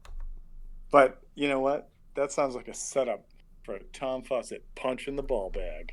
So, what do? I think to myself, Wait, was it just you, or was it the class? You said, right? no, class, everybody in the Okay, class. Right? And so- it's not a punch in the ball, but like if she singled you out, like, bring it to the smartest person you know before I see this shit. Bring it, copy one of your friends. So I'm like, hold on. So I'm like, fine. Who's the fuck's gonna read? I'm like, I'm gonna get my dad to read this. That's dumb. I'm not gonna get my sister to read this. I'm not gonna get my grandmother to read this. Only person left is my mom. My mom's super smart, but I mean, I don't know. So my mom worked crazy hours, so she comes home. It's 7:30, 8 o'clock. We had dinner. I'd waited up. I was like, can you read my paper and give me some feedback? And she looks at me and she goes, I will, but I'm so tired. I said, okay. So I sat up and my, ate some food, looked at my paper and was like, I'm going to get that in a sec. Walked in the passed out. Just Done. Principal of a school. Clearly the easiest job that's ever existed. So I'm sitting there like, God damn it. Fucking can't count on anybody. Which is probably why I haven't counted. But I'm like, you know what? I'm gonna read my own shit. So I read my own paper. I'm And the I make smartest my own person I know. I make my own iterations and corrections and whatever. And I bring it in. And so sitting there in class, and this, I don't think that they do this anymore in high school, but like you had honors, right? So there was the folks that weren't gonna go anywhere. There was like high school English, which was, hey, you're probably gonna get a job in the trade. You should speak English. There was college English, which was, you're not gonna get any credits for this, but at least you'll be able to pass a class when you get to college. It was honors English, and that's what I was in, because in certain things I had relatively good smats, and I'm sitting in 'Cause class. I talk good. Yeah, because I talk wicked good, kid. And I'm sitting there, and there's all these kids in class that come from all levels of privilege in society, right? They're like, oh, my father, who's like a PhD in biology, read this, and blah, blah. Someone says like, oh, my father, who's like a blah, blah, blah, blah. And someone else is like, well, my person who's like a speechwriter did blah, blah, blah, blah, blah. And this woman, and her name was Mrs. Longbottom, which is a fucking stupid name. She goes, Mr. Fawcett, who read your paper? And I looked at her and I was like, I did. And she was like, sounds like you couldn't find anyone on earth. And I went, if you can't count on yourself, who can count on? And again, it was like, I got like a C on the paper, but fuck that bitch. That is the best. That is the best ending. That is the best ending. Such a good fucking delivery on that. Listen, I'm fucking storytelling. That's what I do. Fucking shit. You know, it's like, hey, let's make a fighting game. Right? Baxter, fucking chimpanzee. All right, let's do it. I'm down. Do it. I still owe you guys. Like, I've made one board copy of that fighting pyramid game that I created. I just haven't had time to make another. But at some point, I'm going to ask both of you what your address is and send it, and we'll do like a Skype like board game fight. That is basically the game I've been working on for a year at this point. But again, I love writing bullshit, dumb stuff. So if anybody needs either somebody to be the salesman or somebody needs somebody to just make up some bullshit story, that's the shit I love to do. Cool. Actually, that's my go-to job. Like, my next step in like the phase of government life is to be a government liaison, because a government liaison basically goes, oh, hey, are you having problems with this? You should tell me about them. Tell me about those problems. Oh, man, those sounds tough. I'm going to figure out what I can about them, get back to you. And then I get to decide, do I want to get back to the person or not? It's a perfect job. It's a fucking perfect job. That's all I'm saying. Sounds good. Like, yeah, that's what I'm saying. Like as far as government jobs go, goddamn perfect. Like the general public, or like someone in a department. So generally speaking, like, are you liaisons, like Ron Swanson in the swivel chair, just going around in a circle while people talk to you? Nah, it's more like that was a great fight by itself, by the way. That it's more like stakeholders, right? So it's not going to be just the general person. I've got a hole in my street. What are you going to do about it? Or I've got tax debt. It's more like, oh, hey, are you saying that taxpayers aren't using your tax software because of X, Y, and Z? Huh. Why do you think that is? Oh, it's interesting. Do you think that that means that less people are able to file their tax? It's weird. All right, let me find out what I can. I'll get back to you. And then you kind of go back and you're like, get back to that person. All right, see you later. The government liaison, perfect. Good fucking job. You know, congressman goes, hey, I need to know more about tax. All right, fucking Bob, tell me what you want to know. I'll talk to you about it. Let's do this. Perfect. Okay. So Tom's Like- gonna be ignoring people and giving congressmen what they need. Typical fucking government lackey. Well, so here's what I'm gonna is right now I have been working for the feds for going on 14 years, and I have worked my way up from a GS5 to a GS14, and I have done that because people are fucking stupid, and when you can realize information is something you can look up and hand to other people, it's amazing. Like I was on a phone call today where I was in front of a bunch of people and I was like, listen, everybody, here's what you can do to be better at your job. Do presentations to this group of people, and here is a group of people that can help you do that. The response I got was, can anyone tell me how to, like, I need to know how to do that. I am not going to do that until somebody tells me how to do that. And I went, okay, sure. Talk to people. You need a presentation on how to talk to people about your job. Okay, interesting. Let's roll with that. We'll see what we can do. So, the problem with federal employment is there are probably 37 to 40% of them that are very capable people know the shit that they're doing or know how to make shit happen. And I vaguely put myself in that category. The rest of them are leptons that know how to push buttons and somehow keep getting pay raise.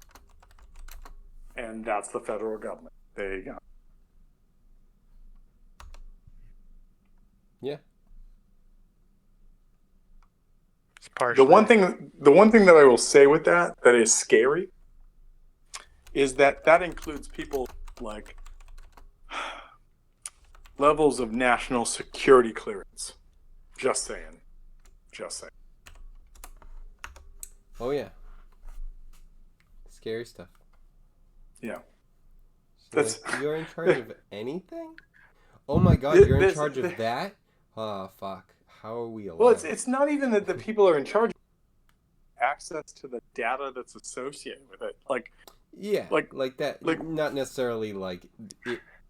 All goes back to them, but I don't know why I really thought of it, but Carolyn's brother is in the Navy, and he works on like a sub.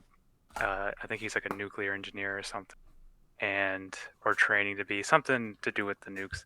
And he just talks about going, whatever they call, like they're going out for a mission or whatever, and they're underway for like 3 months or something like that. And they're talking about like, and as a federal employee, like or something like that, like you or being whatever, you're not supposed to bring porn on the ship, but all the guys fucking do it all the time. And the way they do it, and I hope that Kevin, you're not recording anymore, but the way they do it Hold on. is they're allowed to bring their taxes